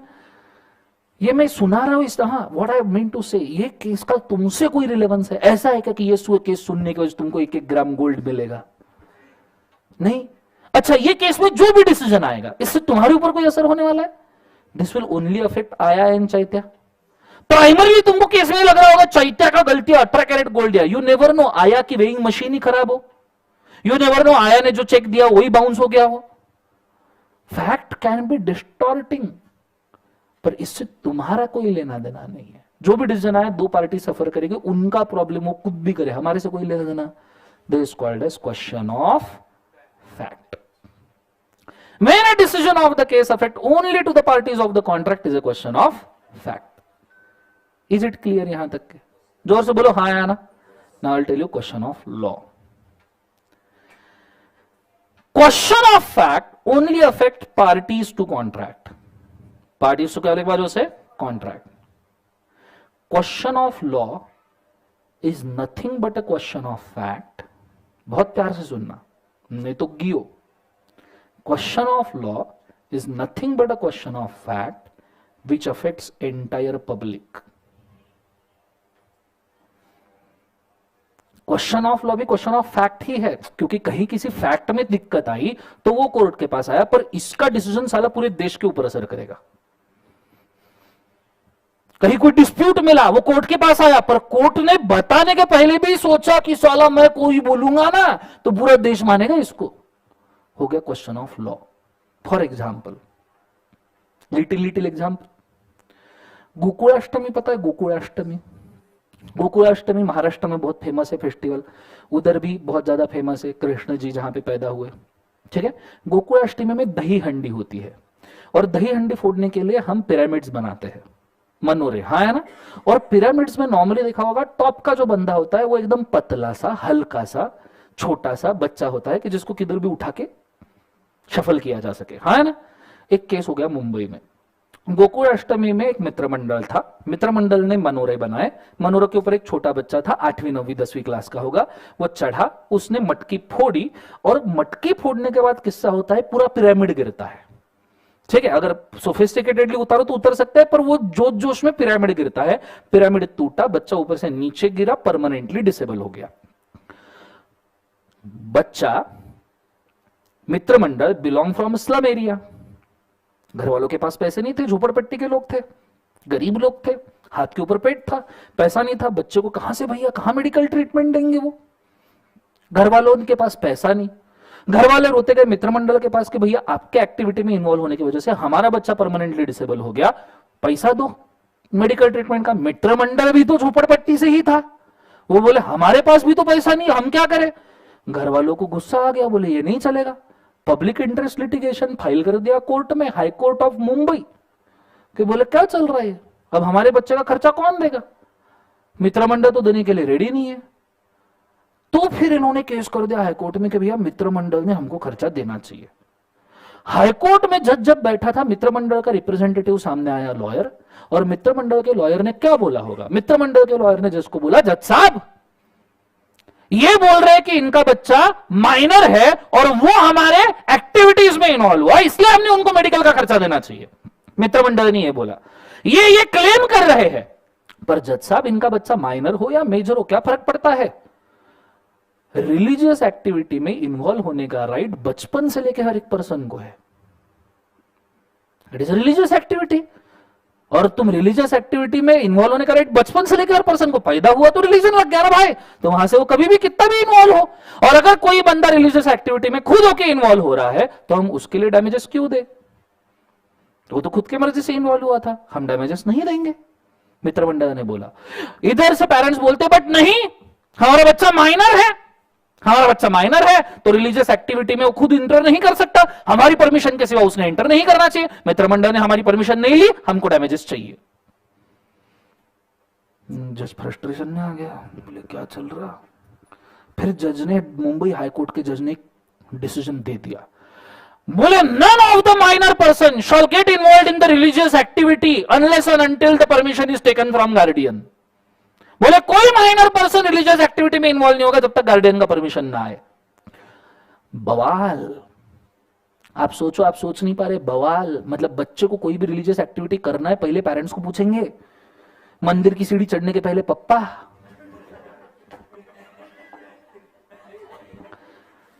इधर फटाका फोड़ना है दिवाली का, ये फटाका लिया पप्पा, होली का कलर लगाना है पिचकारी पप्पा, यही करेंगे। मतलब हर रिलीजियस एक्टिविटी, नमाज पढ़ने के पहले, मंदिर में जाने के पहले, चर्च में जाने के पहले, गुरुद्वारा में जाने के पहले पहली रिटर्न परमिशन ले पप्पा से, पप्पा जाऊं क्या। और ग्रुप एक्टिविटीज का क्या, मतलब बच्चा अगर बाहर खेल रहा है, बच्चों का खेल और बच्चों की रिलीजियस एक्टिविटी में आप डिफरेंशिएट नहीं कर सकते भाई। बच्चे ग्रुप में खेल रहे हैं, गणपति आया, वो ऑटोमेटिक काम पे लग जाते हैं, उसमें वो डिफरेंशिएट नहीं कर सकते कौन सा खेल है कौन सा रिलीजियस एक्टिविटी है। गणपति में ताशा बजता है, पूना में सबसे बड़ा यहां पे अपने यहां पे फंक्शन होता है, छोटे छोटे बच्चे आके नाचते कि पप्पा पप्पा। बवाल डिसीजन भाई, बवाल डिसीजन, और डिसीजन से फ्रस्ट्रेशन कितना। Public interest litigation, supreme court बोले, हाई कोर्ट ने क्या बोल दिया, इसको सुधारो। सुप्रीम कोर्ट ने केस सुना, सुप्रीम कोर्ट बोले शांति, इसके बाद कोई भी माइनर बच्चा रिलीजियस एक्टिविटी में इन्वॉल्व होना चाहता है, वो खुद के मन से हो सकता है, but it is also a duty of the Mitra Mandal or a group of person who is making him involved in the religious activity that they should make a appropriate processes for any such a medical hazards like insurance. मित्र मंडल के पास पैसा नहीं है, एक काम करो, बच्चे का insurance निकाल लो प्रीमियम भर के। प्रीमियम कितना? 500 रुपए, इंश्योरेंस 5 लाख। एक ही दिन की बात है ना, 500 रुपए में आ जाएगा। पहले 500 रुपए भरो, इंश्योरेंस निकालो। और डिक्लेयर किया गया कि भैया फिलहाल उस बच्चे का मेडिकल ट्रीटमेंट पब्लिक फंड से करवाए, पर नेक्स्ट टाइम से इंश्योरेंस निकलवाना कंपलसरी है। और बच्चे का बर्थ राइट है कि भैया रिलीजियस एक्टिविटी में इन्वॉल्व हो जाए। नाउ दिस डिसीजन, मुझे एक बात बताइए, क्या यह डिसीजन सिर्फ वो पेरेंट्स और मित्र मंडल के ऊपर असर कर रहा है? यह डिसीजन तुम्हारे ऊपर भी और तुम्हारे बच्चों के ऊपर भी असर करेगा, और तुम्हारे बच्चों के बच्चों के ऊपर भी। कितने तुमने प्लान नहीं किए होंगे, तुम्हारी प्रॉब्लम पर असर करेगा। समझ में आ रहा है सबको? हाँ ना? जोर से बोले सर। नो, एक और छोटा सा केस बोलता हूं, बहुत सीवियर सा केस है, तगड़ा सा। सब 18 साल के ऊपर है, ये सोच के बोल रहा हूं। केस है रेप का, ठीक है? बहुत घिनौनी चीज जो हो सकती है, दैट इज रेप। बट बोलना जरूरी है, as you are student of law, you have to face the facts. एक माइनर लड़की थी, वेरी अनफॉर्चुनेटली वो माइनर लड़की का रेप हुआ। आफ्टर रेप मुजरिम के साथ जो होता है वो तो चलो ठीक है, उसको चढ़ा देना चाहिए फांसी पे, हमारे हिसाब से तो सूली पे लटका देना चाहिए बीच चौक में। पर बच्ची का क्या? बच्ची के पास रेप, बच्चे के ऊपर रेप हुआ। She went into mental trauma, बच्ची गई कोमा में, 15-16 साल की होगी, कोमा में गई। To her unfortunation, she also got pregnant. अब लड़की है कोमा में, ऊपर से प्रेग्नेंट है। इंडिया में लॉ है कि अगर आपके प्रेगनेंसी में फीटस जो होता है, पेट में जो बच्चा होता है, उसका एज 15 वीक्स पार कर गया, 15 वीक्स अगर पेट के बच्चे का एज पार कर गया, तो तुम उसको लीगली अबॉर्ट नहीं कर सकते, उसे मर्डर कहा जाता है। दूसरा, तुम जेंडर इंडिया में जान नहीं सकते। बाहर के देशों में ऐसा नहीं, बाहर के देशों में तुम जेंडर जान सकते, पर इंडिया में नहीं। So as to save the female, बोलो हाँ है ना? अब लड़की है कोमा में, वो है प्रेग्नेंट, वो आई 20 वीक बाद होश में। कोमा में तो ऑपरेशन भी नहीं कर सकते उसका। 20 वीक्स बाद होश में आई। टू हर सेकेंड शॉक, पहले तो she was brutally raped, to her second shock she was also pregnant with 20 weeks foetus. वो परेशान हो गई, लाइफ तो तहस नहस हो गई, करे क्या? लॉ कहता है 15 वीक के ऊपर अबॉर्शन नहीं कर सकते। Public interest litigation, supreme court बोले वो तो मुजरिम को तो मारो, उसको लटकाओ, पर इस बच्ची का क्या, इसको तो लाइफ का सवाल है भाई।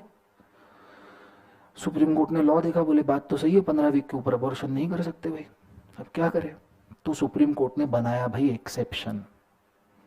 अच्छा, ऐसा नहीं बोला जाओ अबॉर्ट कर दो, हाँ, सुप्रीम कोर्ट ने बोला if such unfortunate situation happens in any of the girls life, in such a situation the girl will have a right to decide whether she want to have a baby or not.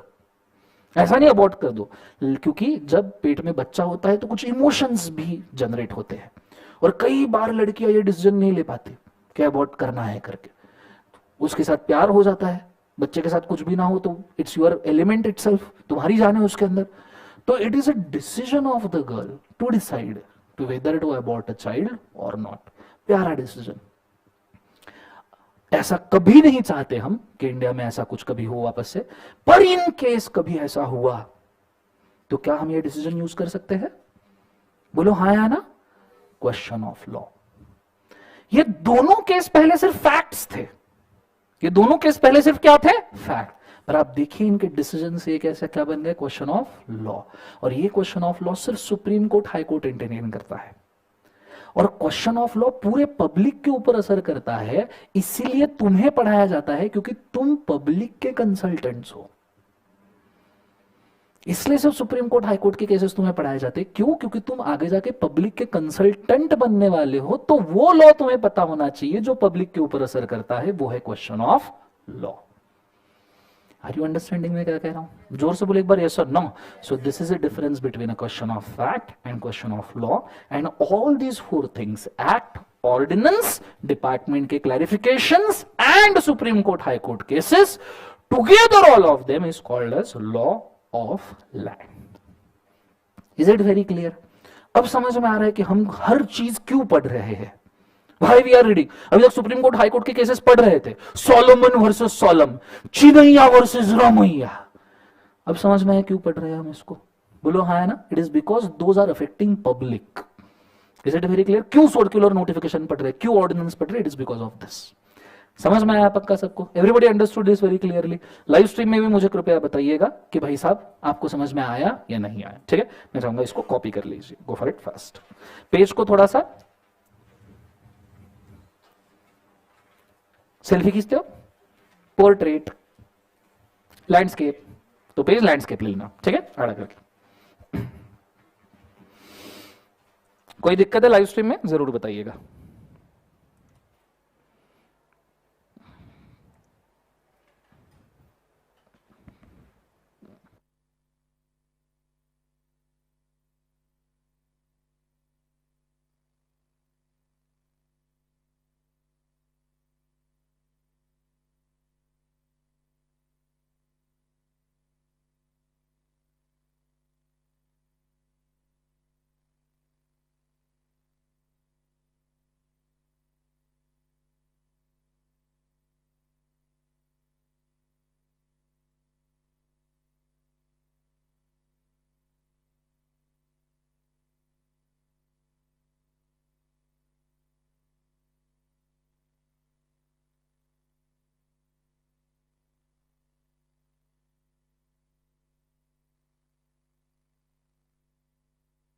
Sri Lanka की हालत खराब है, ये भी पता है ना आपको? श्रीलंका के उन्होंने वाटर कैनॉन फायर किए श्रीलंकन प्रोटेस्टर्स के ऊपर, तो सभी प्रोटेस्टर्स शैम्पू लेके आए थे। इन्होंने वाटर कैनॉन फायर किए, वो शैम्पू लगाने बैठ गए सबके सब। Just imagine.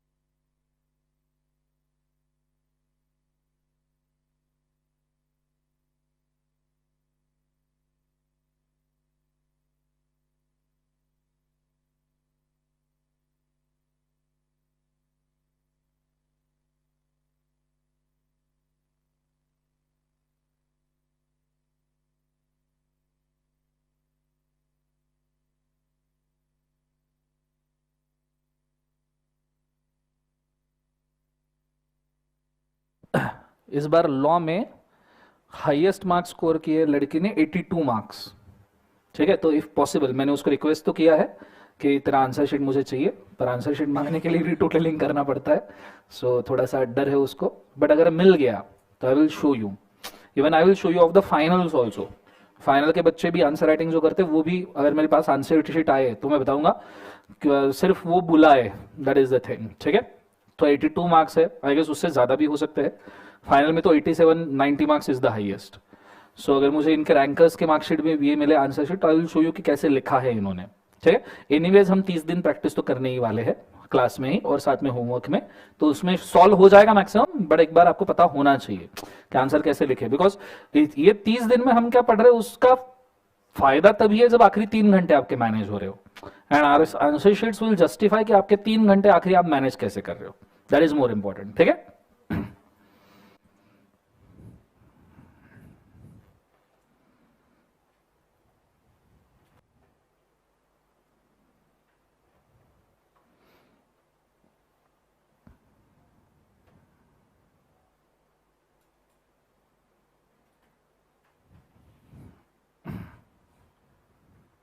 ड्रैग करूं?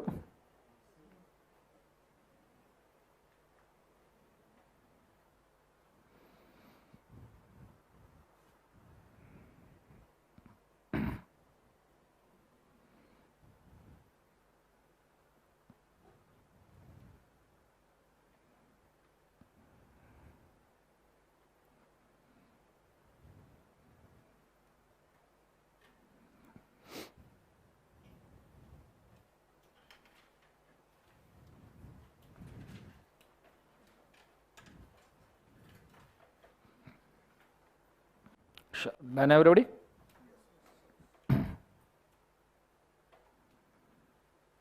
सबका हो गया पक्का?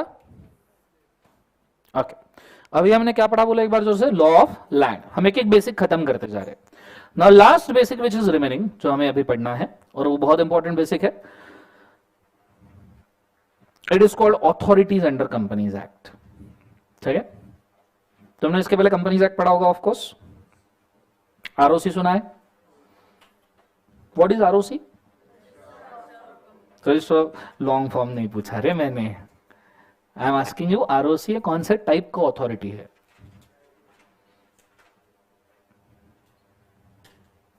और कौन से टाइप के कंपनीज को आरओसी गवर्न करता है?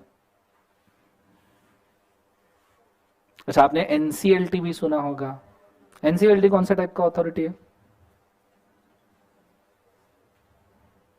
See, this is a issue, ठीक है, प्लीज डू अंडरस्टैंड केयरफुली। मतलब I am not judging anyone, but still मतलब मुझे नहीं समझ आता है जब तक आपको उस एक्ट के अथॉरिटी ही नहीं पता, यानी उसे मैंने 148 सेक्शंस कंप्लीट कर लिए, कैसे? Not possible, because authority is 95%, law drafting is just 5%। तुम्हें अथॉरिटी पढ़े बगैर, देखो 4 चीजें पढ़े बगैर तुमने लॉ शुरू ही नहीं करना है। गुरु मंत्र ले लो, एग्जाम पॉइंट ऑफ व्यू नहीं, तुम्हें बहुत अच्छा प्रोफेशनल बनना है, जिंदगी में बहुत पैसा कमाना है, जिंदगी बहुत अच्छे से गुजारनी है और इसी बेसिस पे गुजारनी है, तो लॉ के बेसिस पे, मतलब कोई भी law, even income tax, GST, 4 चीजें पढ़े बगैर लॉ शुरू ही नहीं करने का। कौन सी 4 चीजें? पूछो कौन सी 4? हिस्ट्री। एक बार सब जन जोर से बोलो, क्या बोलना? लॉ साला कौन से सर्कमस्टेंसेस में आया, इससे आपके बहुत सारे प्रॉब्लम सॉल्व हो जाएंगे, आपको आइडिया आएगा लॉ क्यों आया। दूसरा, कॉन्स्टिट्यूशनल वैलिडिटी। सब जन बोलो क्या? कॉन्स्टिट्यूशन। कल मैंने आपको 43 44 एंट्री नंबर दिखाए, याद है यूनियन लिस्ट के? That is constitutional validity. कोई भी लॉ शुरू करने के पहले एंट्री नंबर ढूंढ लेने का कहां फंसता है, central list, state list, concurrent list कहां फंसता है, ठीक है। दूसरा इंपॉर्टेंट चीज है, थर्ड वाला, ऑथोरिटी स्ट्रक्चर। लॉ में घुसने के पहले ही ऑथोरिटी स्ट्रक्चर आंखों के सामने छपा हुआ होना चाहिए, तो तुम्हें पता रहेगा कि ये ऑथोरिटी यहां क्यों, तुमको बोल दिया यहां एनसीएलटी का अप्रूवल लगेगा, तुमने मान लिया लगेगा, क्यों लगेगा? आरओसी का क्यों नहीं? अगर आरओसी मेन अथॉरिटी तो उसका लगाओ, और अगर आरओसी अथॉरिटी तो सीजी क्या है, उसका क्यों अप्रूवल नहीं? हालांकि तुम्हारे लिए सीजी अप्रूवल मतलब बहुत सिंपल चीज है, जहां कोई अप्रूवल याद ना है वहां ऐसे नहीं है, हर चीज के पीछे लॉजिक है। तो अथॉरिटी स्ट्रक्चर बहुत important, because authority structure is 95%, वो लॉ को इंप्लीमेंट करने वाले लोग हैं। एंड लास्ट चीज, चैप्टर स्ट्रक्चर, कि कितने चैप्टर से और कौन सा चैप्टर कौन से सेक्शन से शुरू होता है और कौन से सेक्शन पे खत्म होता है, ये भी पता होना जरूरी है। 4 चीजें एक बार वापस बोलो। पहला कौन सा है? हिस्ट्री। दूसरा कॉन्स्टिट्यूशनल वैलिडिटी। तीसरा ऑथोरिटी स्ट्रक्चर। चौथा चैप्टर स्ट्रक्चर। समझ में आ रहा है? मैंने आपको हिस्ट्री कंपनीज एक्ट का ब्रीफ में कमेटी कैसे पास हुआ सब बोला। दूसरा कॉन्स्टिट्यूशनल वैलिडिटी एंट्री नंबर 43 44 हमने ऑलरेडी देख लिया। Now we are at authority structure, और हमारा ये होने के बाद नेक्स्ट टारगेट क्या रहेगा? Chapter structure. क्लियर है? चैप्टर स्ट्रक्चर एक बार हाथ में आ गया ना, तो तुमको ऐसा लॉ के ऊपर खुद का ऐसे हैंड लगेगा। 10 के 10 चैप्टर अगर तुमको स्टार्टिंग एंडिंग सेक्शन के साथ याद हो गए तो तुमको घुमाना आसान हो जाएगा। क्लियर है? महाराष्ट्र राज्य का मैप पता हो और कौन से जगह पे कौन सा जिला है पता हो, तो तुम खुद जान सकते हो कि मैं यहां से यहां पहले जा सकता हूं, यहां से यहां बाद में जा सकता हूं। Simple, that is chapter structure. Clear है? तो अब अथॉरिटी स्ट्रक्चर देखेंगे। बहुत गौर से ध्यान देना बच्चों, ये बहुत काम की चीज है, तुम्हें ये पता होना चाहिए था, बट ठीक, इट्स ओके। पर नेक्स्ट टाइम से whenever you go for this you must remember the authority structure. कोई भी लॉ शुरू करने के पहले what you should do first is authority structure. आ जाइए, प्यार से समझेंगे, ठीक है? इसमें आपको आरओसी भी समझेगा, एनसीएलटी भी समझेगा, कौन क्यों आया ये भी समझेगा, ठीक है? नमस्ते। क्योंकि हमारे सेंट्रल गवर्नमेंट मिनिस्ट्री कौन सी है? Ministry of corporate affairs. Who is the chairman of ministry of corporate affairs? Nirmala Sitharaman ji दीदी। सर आप सबको गालियां देते हो पॉलिटिकल पार्टीज में, मोदी जी को भी देते हो, पप्पू जी को भी। अपना ऐसा ही काम है, ये सब मिलकर हमको पागल बना रहे हैं, ठीक है? तो इसलिए अपन सब पार्टी पे भरोसा करते हैं और किसी को वोट नहीं करते, ठीक है? Let's go. So minister of corporate affairs Nirmala Sitharaman ji, और उसको हमने डिवाइड करके रखा है 2 पार्ट में। मिनिस्ट्री ऑफ कॉर्पोरेट अफेयर्स के नीचे 2 पार्ट। जब भी आपको कंपनीज एक्ट में बोला जाए सीजी अप्रूवल, तो एक्चुअल सीजी अप्रूवल नहीं होता, वो होता है एमसीए का अप्रूवल। पर हम लिखते वक्त सीजी अप्रूवल ही लिखते हैं। MCA is a part of CG, it is a ministry. 35 ministries मैंने बोला, उसमें से एमसीए इज 1, ठीक है? तो सीजी अप्रूवल बोला तो कौन सा अप्रूवल? एमसीए, ठीक है? ये थोड़ा तुम फाइनल पे जाओगे तो और क्लियर होगा। जब भी सीजी अप्रूवल लिखता है ना, तुमको स्पेसिफिक मिनिस्ट्री आती है, ठीक है? जैसे अगर तुम टेलीकम्युनिकेशन वाला कोई अप्रूवल ले रहे हो तो ministry of information and telecommunication. तुम अगर कोई कल्चरल टूर या एजुकेशन का अप्रूवल ले रहे हो तो ministry of human resource development, ऐसे अप्रूवल आते हैं। Clear answer? Ministry of Corporate Affairs is further divided into 2 parts. One is called as Administrative and Control Authority, and second is called as Judicial Authority. Administrative control authority मतलब जो administer करेगा, control करेगा, help करेगा normal processing के अंदर, कि भैया company बनानी है हम हेल्प कर रहे हैं, कंपनी बनने के बाद चलानी है हम हेल्प कर रहे हैं, annual return annual accounts file करने हैं हम हेल्प कर रहे हैं, कंपनी मिटानी भी है हम हेल्प कर रहे हैं। पर अगर इस पूरे प्रोसेस में तुमने झगड़ा किया, डिस्प्यूट किया, तो हेल्प करने के लिए जुडिशियल अथॉरिटी। एडमिनिस्ट्रेटिव अथॉरिटी काम करने के लिए, जुडिशियल अथॉरिटी झगड़े मिटाने के लिए। जुडिशियल जजमेंटल, जज मतलब डिस्प्यूट।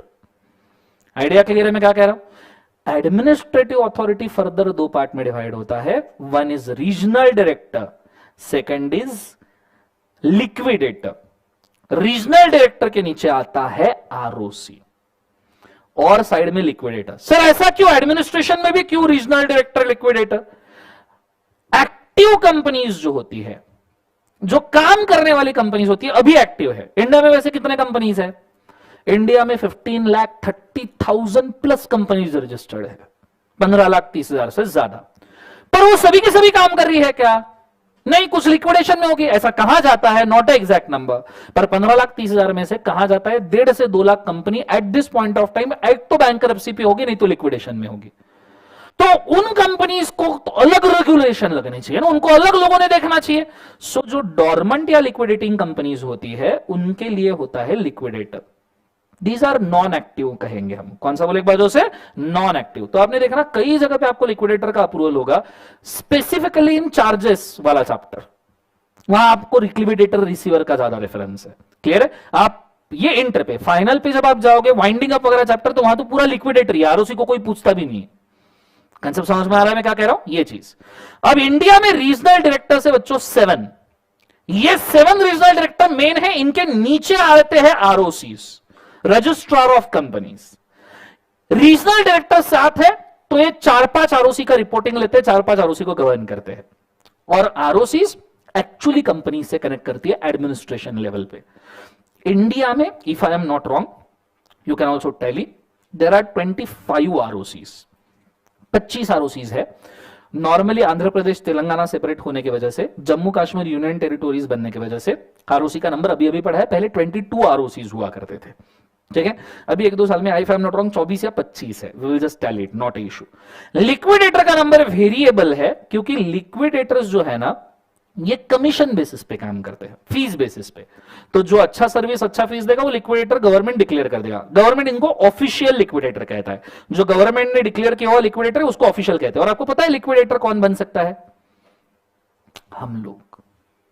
सीए में हम लोग सीए बनने के बाद इंसॉल्वेंसी बैंकरप्सी कोड की एक एग्जाम दे दे तो हम लिक्विडेटर बन सकते हैं। और आपको बताऊं, एक्टिव कंपनीज के प्रैक्टिस से ज्यादा लिक्विडेशन कंपनीज का प्रैक्टिस बहुत बड़ा है। पूछो कैसे? सुनना चाहोगे 1 मिनट के लिए? इंडिया का रिव्यू लेना, हर साल 1 लाख कंपनीज रजिस्टर होती है, एवरी ईयर 1 लाख एवरेज। हम 75 ईयर्स से इंडिपेंडेंट है। चलो 1956 कंपनीज एक्ट था हमारा, तो हम 70 ईयर्स से इंडिपेंडेंट है, राइट। 70 लाख कंपनीज रजिस्टर हुई होगी, एग्जिस्ट कितनी कर रही है? 15,30,000, मतलब 55 लाख कंपनीज लिक्विडेट हो गई है। तो बिजनेस काय में है? लिक्विडेशन में। लोग बनेंगे नहीं, एक्टिव कंपनी, ब्यूटीफुल कंपनी, मिटाना, बंद करवाना, this is a business. Are you understanding? तुम एखादी मस्त 50 करोड़ के नेटवर्थ वाली कंपनी लिक्विडेट करो 2-3% अंदर, पर ये रिस्की भी है, क्योंकि कंपनी लिक्विडेट हो रही है, वो खुद के पैसे नहीं दे पा रही, तुम्हारे कहां से? ठीक है।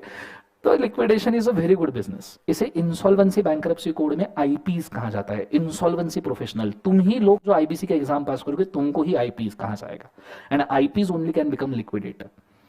कंसेप्ट समझ में आ रहा है सबको? हाँ है ना? तो ये स्ट्रक्चर है अथॉरिटी का। ROC is for active companies, regional director for active companies, dormant company, non active company कौन आएगा? लिक्विडेटर। पर ये एडमिनिस्टर कर रहे हैं, डिस्प्यूट नहीं है। अगर झगड़े हुए डिस्प्यूट आए तो आए जुडिशियल अथॉरिटी पे। जुडिशियल अथॉरिटी में सबसे पहले NCLT, national company law tribunal, इसके ऑल ओवर इंडिया 11 बेंचेस है। कितने बेंचेस हैं? 11। एनसीएलटी से भी आपका मन नहीं भरा तो NCLT, national company law appellate tribunal, पहला वाला ट्रिब्यूनल, दूसरा वाला अपीलेट, क्योंकि उसके खिलाफ अपील हो रहा है। इसके भी 11 बेंचेस ही है। और इससे भी मन नहीं भरा तो सीधा सुप्रीम कोर्ट। आज अभी इसी वक्त से, इस सेकंड से, यहां से लेके मरने के बाद भी, जलने के बाद भी, कब्र के अंदर भी, एक चीज याद रखना, कंपनीज एक्ट में हाई कोर्ट नहीं होता। जिंदगी में तुमने थोड़ा बहुत फेंका होगा हाई कोर्ट में, हाँ। कंपनीज एक्ट में हाई कोर्ट नहीं, कोई बोले तो ही मानने का नहीं।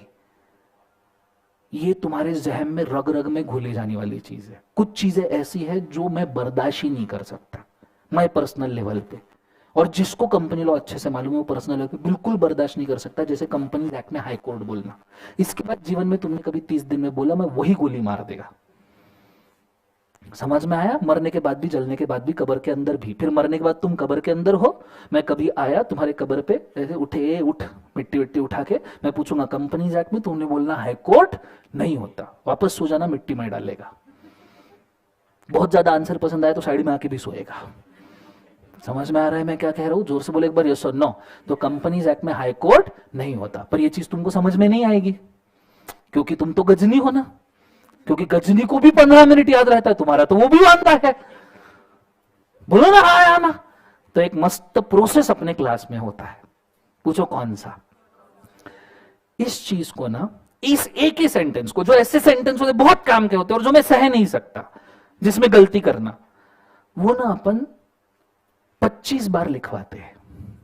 वैसे तो 20 ही बार लिखवाते हैं, पर 5 टॉपअप के, क्योंकि तुमको फास्ट ट्रैक बैच की वजह से घर से लिख के लाना पड़ेगा।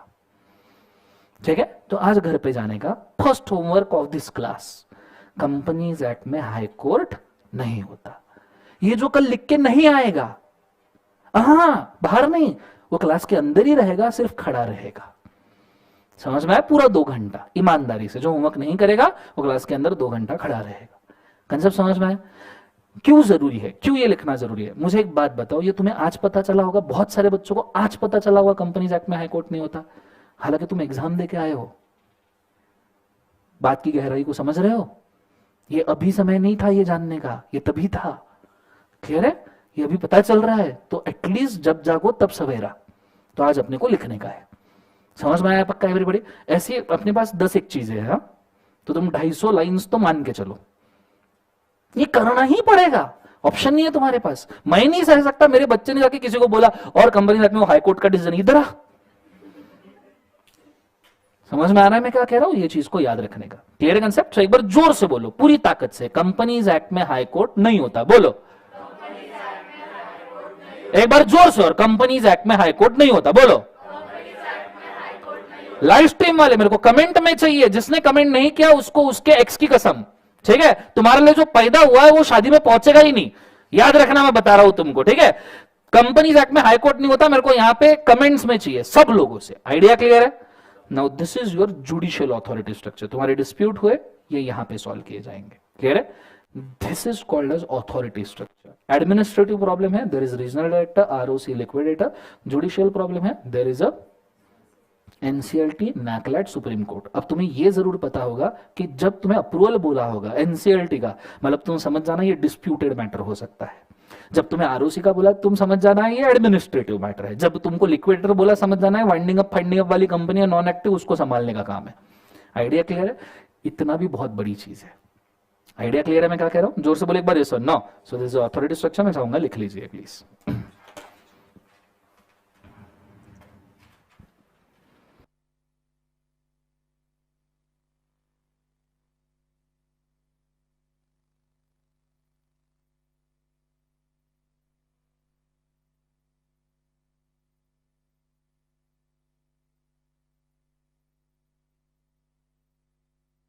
किसने अभी तक एग्जाम ही नहीं दिया है लॉ का? ओके।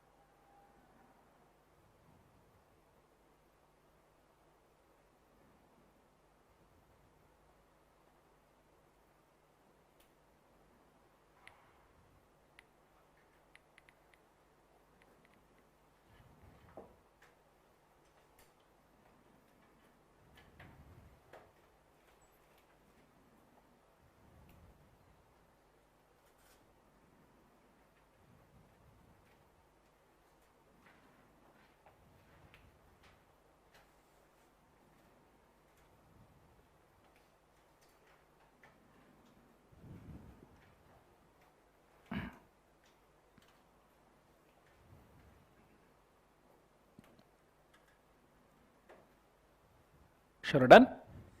Everybody done? सो यहाँ आपका अथॉरिटी स्ट्रक्चर होता है खत्म। यहां तक समझ में आया पक्का? हाँ है ना? सिंपली मुझे एक बार टैली करने दो, जितने बेसिक मेरे को देने थे वो मैंने दे दिए। क्या ठीक है? Content wise okay okay, Jammu Kashmir का पढ़ा के फायदा है नहीं वैसे, चलो फाइन, जितना जरूरी था उतना तो मैंने दे दिया। सिर्फ एक काम करना, आप कल जब आओगे आप उस वक्त, ठीक है, क्योंकि कल अपने को एक थोड़ा सा तगड़ा काम करना पड़ेगा, ठीक है। तुम्हें सेक्शंस नंबर याद करने हैं, I am giving you option right on the first day, करने हैं या नहीं करने हैं। कंफर्म 148 सेक्शन याद करने हैं, मैं जो बोलूंगा करोगे, कंफर्म करोगे, बिना सोचे समझे, दिमाग नहीं लगाने का, ट्रस्ट द प्रोसेस। इसी प्रोसेस के थ्रू हजारों बच्चे गए हैं, इसी प्रोसेस के थ्रू तुम भी जा रहे हो, याद होंगे वो मेरी गारंटी, पर तुमने क्वेश्चन नहीं करने का। तो कल एक काम करने का, रजिस्टर देना मुझे, ठीक है। अभी तक तुमने बेसिक बेसिक लिखा होगा पहले 5-10 पेजेस में, ठीक है। कल से ये पेज है, ये 1 ये 2, हमारे लिए पूरा एक पेज, हमारे लिए पूरा क्या है बोले एक बार उसे, एक पेज। और यहां से तुमने nearly what we can say 30 पन्ने, ठीक है, 30 लाइक दिस, ये 20-600, ठीक है। 30 मत करना, पहले 10 ही करके आओ, मार्जिन तो है ही, यहां पे हमको सेक्शन नंबर्स लिखने हैं। व्हाट मैं क्यों करवा रहा हूं ये जरा ध्यान देना, यहां पे आपकी मार्जिन होगी, यहां पे आपका सेक्शन का नाम आएगा। कल मैं आपको पूरे 148 सेक्शन नाम लिखवा के देने वाला हूं, सिंपल एज दैट, ठीक है। सुना भी होगा तुमने, रेगुलर में करते हैं, फास्ट ट्रैक में भी करना है। सेक्शन नंबर आएगा, यहां पे अपने को पूरे सेक्शन का नाम लिखना है, पूरे 148, चैप्टर वाइज हेडिंग बीच बीच में आएंगे, और हर एक सेक्शन का नाम नंबर हम एक एक लाइन छोड़ के लिखने वाले हैं। 148 सेक्शन है, सब सेक्शंस और डेफिनेशंस वगैरह ऐड कर दो तो तुम समझ लो 200, तो 200 आपको लिखने हैं, उतने पन्ने 200 लाइंस प्लस चैप्टर के 10 लाइंस, मतलब 225 लाइंस और, ठीक है। 225 लाइंस तुम्हें चाहिए मल्टीप्लाइड बाय 2, क्योंकि हम एक एक लाइन छोड़ के लिखने वाले हैं ना, तो नियरली 500 के आसपास लाइंस, जितने पेजेस में खत्म होता है 500 लाइंस जितने पेजेस में खत्म होता है उतने पेजेस तुमने ड्रॉ करके लाने हैं, ठीक है। 500 लाइंस तक ड्रॉ करके लाने, समझ में आ रहा है मैं क्या कह रहा हूं।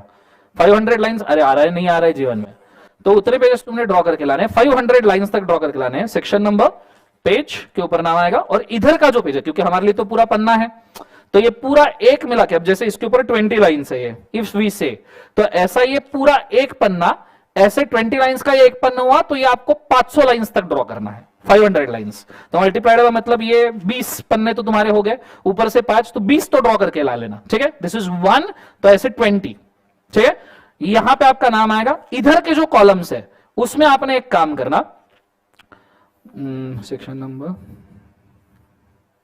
ठीक है, मैं आपको ड्रॉ करके देता हूं, वो तुमने फोटो खींच लेना आज, और कल जाके वो ड्रॉ करके लाना उसी साइज में, ठीक है। तो मैं आपको ड्रॉ करके देता हूं, बट आपको याद रखना ये हमारा क्या है, पूरा एक पेज, ऐसे आपको कितने ड्रॉ करके लाने हैं, 20 मिनिमम, ठीक है। टाइम पे आप चाहिए तो ड्रॉ कर सकते हो, पर करके लाना, सो दैट आपका यहां का समय बचेगा, ठीक है। ओके, तो मैं आपको ड्रॉ करके देता हूं कि मुझे क्या दिखना चाहिए कॉलम के फॉर्म में, ठीक है। तो पूरा ध्यान बोर्ड के ऊपर दीजिएगा, उसको हम ड्रॉ कर लेते हैं। पहले समझ लो, लिखना मत, फोटो खींच के लेके चल जाना, ठीक है। So if we say this is your page 1 and if we say this is your page 2, ठीक है, सिमेट्री थोड़ा सा, this is your page 1 and this is your page 2। Page 1 में तो आपका मार्जिन ऑलरेडी ड्रॉ होगा, जिसके पास नहीं है वो मार्जिन ड्रॉ कर ले, वो आपका सेक्शन का कॉलम होगा, एंड इधर नेम ऑफ सेक्शन आएगा, ठीक है। चैप्टर का भी नाम है, उसी के बीच बीच में लिखते जाएंगे, ठीक है। ये आपका पेज 1 इसी में यूटिलाइज होगा। फिर पेज 2 के अंदर आपका पहला कॉलम आएगा, जो छोटा कॉलम रहेगा, जिसको हम कहते हैं क्रॉस रेफरेंस, मतलब इस सेक्शन के साथ और कौन सा सेक्शन पढ़ना चाहिए, कि ये 2-3 सेक्शन एक साथ पढ़े तो मजा आ जाएगा, ऐसा वाला, ठीक है। जैसे कंपनीज एक्ट में नेम क्लॉज की अगर हम बात करें, तो नेम क्लॉज सेक्शन 4 मेमोरेंडम में भी है, सेक्शन 13 अमेंडमेंट ऑफ नेम में भी है, और सेक्शन 16 कंपल्सरी अमेंडमेंट में भी है। तो नेम के लिए आपको 3 सेक्शन एक साथ पढ़ने हैं, समझ में आ रहा है। तो cross reference, that is why it is important, ठीक है। फिर दूसरा आपका जो कॉलम आएगा वो थोड़ा सा मीडियम साइज का आएगा। दिस इज स्मॉल, कि आप सिर्फ सेक्शन नंबर लिख पाओ। दिस इज मीडियम, क्योंकि इसके अंदर हम अप्रूवल्स लिखेंगे, क्या लिखेंगे बोले एक बार उसे, अप्रूवल्स। ये थोड़ा सा बड़ा कॉलम होना चाहिए। फिर एक और मीडियम साइज का कॉलम जिसमें हम ई फॉर्म्स लिखेंगे कि कौन से रिलेवेंट ई फॉर्म्स है उस प्रोसेस के लिए, वो लिखेंगे, ठीक है। एंड फिर लास्ट वाला कॉलम जो अगेन थोड़ा सा मीडियम लेवल का रहेगा, दिस इज हम कॉलिंग स्पेशल कंटेंट, कि उस सेक्शन में कुछ स्पेशली याद रखना है क्या आपको, ठीक है। अब रेगुलर बैच में तो हम इसको फिलअप करवाते थे, ठीक है। मैं फास्ट ट्रैक में आपको इसको होमवर्क दूंगा और दूसरे दिन लाके टैली करवाऊंगा, ठीक है। या फिर हम इसको ऐसा भी कर सकते हैं कि मेरे रेगुलर बैच के, क्योंकि देखो हमको कहीं ना कहीं समय सेव करना है, एंड तुम्हारा एक 20 सेक्शन का पूरा चैप्टर होने के बाद इस चीज को पूरे प्रोसेस में कंडक्ट करने के लिए नियरली 1 आध घंटा लगता है, which is substantial for us. तो मैं ये कर दूंगा आपके लिए, सभी के लिए, लाइव स्ट्रीम हो, जीडीपीडी हो, कि ये तुमको मैं होमवर्क दूंगा। होमवर्क में तुमने इसको रफ में लिख के लाना है पेंसिल वगैरह से, दूसरे दिन आके हम टैली कर सकते हैं। पर उसमें भी समय का क्रंच रहा तो मैंने जो रेगुलर के स्पेसिफिक वो वीडियोस जो लिए हैं जिसमें मैंने ये फिलअप करवाया है, वो वीडियोस में आपको एडिशनली प्रोवाइड कर दूंगा, मतलब ये 30 लेक्चर्स छोड़ के, तो तुम्हारा उसका दिक्कत ही नहीं रहेगा। तुम मेरे साथ ही ये पूरा का पूरा चार्ट बना लोगे तो दिक्कत ही नहीं, तो मैं तुमको एडिशनली प्रोवाइड कर दूंगा। तो जो इंथुसियास्टिकली इसको बनाएगा, सिंपली ये अगर तुमने किया तो 25 पेजेस तुम्हारे बर्ड आई व्यू बन जाएंगे। उस केस में होगा क्या, तुमको सेक्शन, कुछ केसेस में तुमको सेक्शन खोलने की जरूरत भी नहीं दिखेगी, तुमने ये पढ़ लिया तुम्हारा काम हो जाएगा। क्योंकि उसमें और है क्या, क्रॉस रेफरेंस आ गया, अप्रूवल आ गया, भाई साहब ई फॉर्म्स आ गया, और तुमको जो सेक्शन में याद रखना है वो यहां लिख लिया तुमने, ठीक है। और इसलिए 1 बाय 1 लाइन छोड़ के हम सेक्शन लिख रहे हैं, क्योंकि हमको स्पेस भी लगे। अब जिसकी हैंडराइटिंग थोड़ी बड़ी है उसने 2 लाइन छोड़ के लिखना, वैसे 1 लाइन में काम हो जाता है, पर जिसका हैंडराइटिंग बड़ी उसको मालूम है कि मेरा नहीं होता भाई, उसने 2 लाइन छोड़ के सेक्शन लिखना, फिर उसके लिए इक्वेशन ट्रिपल हो जाएगा, ठीक है। उसको 60 पेजेस बनाने पड़ेंगे, 60-70। समझ में आ रहा है मैं क्या कह रहा हूं, जोर से बोलो एक बार, यस और no, everybody is understanding. So क्या shall we conduct this process, बोलो हाँ ना। सो कल 20 पन्ने आपको ऐसे बना के लाने हैं, कितने बोले एक बार, 20 लगने तो आई गेस 25 वाले हैं, पर 20 बना के ला लो, टाइम पे अपन चाहिए तो ड्रॉ कर लेंगे बाद में, ठीक है। ये मेरे को कल चाहिए। कल हम चैप्टर का पूरा लिस्ट याद करेंगे, 10 के 10 चैप्टर, स्टार्टिंग एंडिंग सेक्शन दोनों याद करेंगे, और इस लिस्ट को कल हम सेक्शन और सेक्शन नंबर लिख लेंगे और नाम लिख लेंगे। ये कल ही कंप्लीट नहीं होगा, ये ओवर द पीरियड आपका जैसे जैसे चैप्टर खत्म होगा वैसे रिवाइज होके ही कंप्लीट हो जाएगा। Is it very clear guys, सबको समझ में आया पक्का मैं क्या कह रहा हूं, अंडरस्टूड प्रॉपर्ली। चले तो इसका फोटो खींच लीजिए आप चाहिए तो, ठीक है। कल ये ड्रॉ करके लाइएगा everybody. Thank you so much बेटा यश, बहुत बढ़िया बेटा। चेतन, अंशुल, शानदार। लाइव स्ट्रीम में कोई दिक्कत है तो पूछ लीजिएगा प्लीज।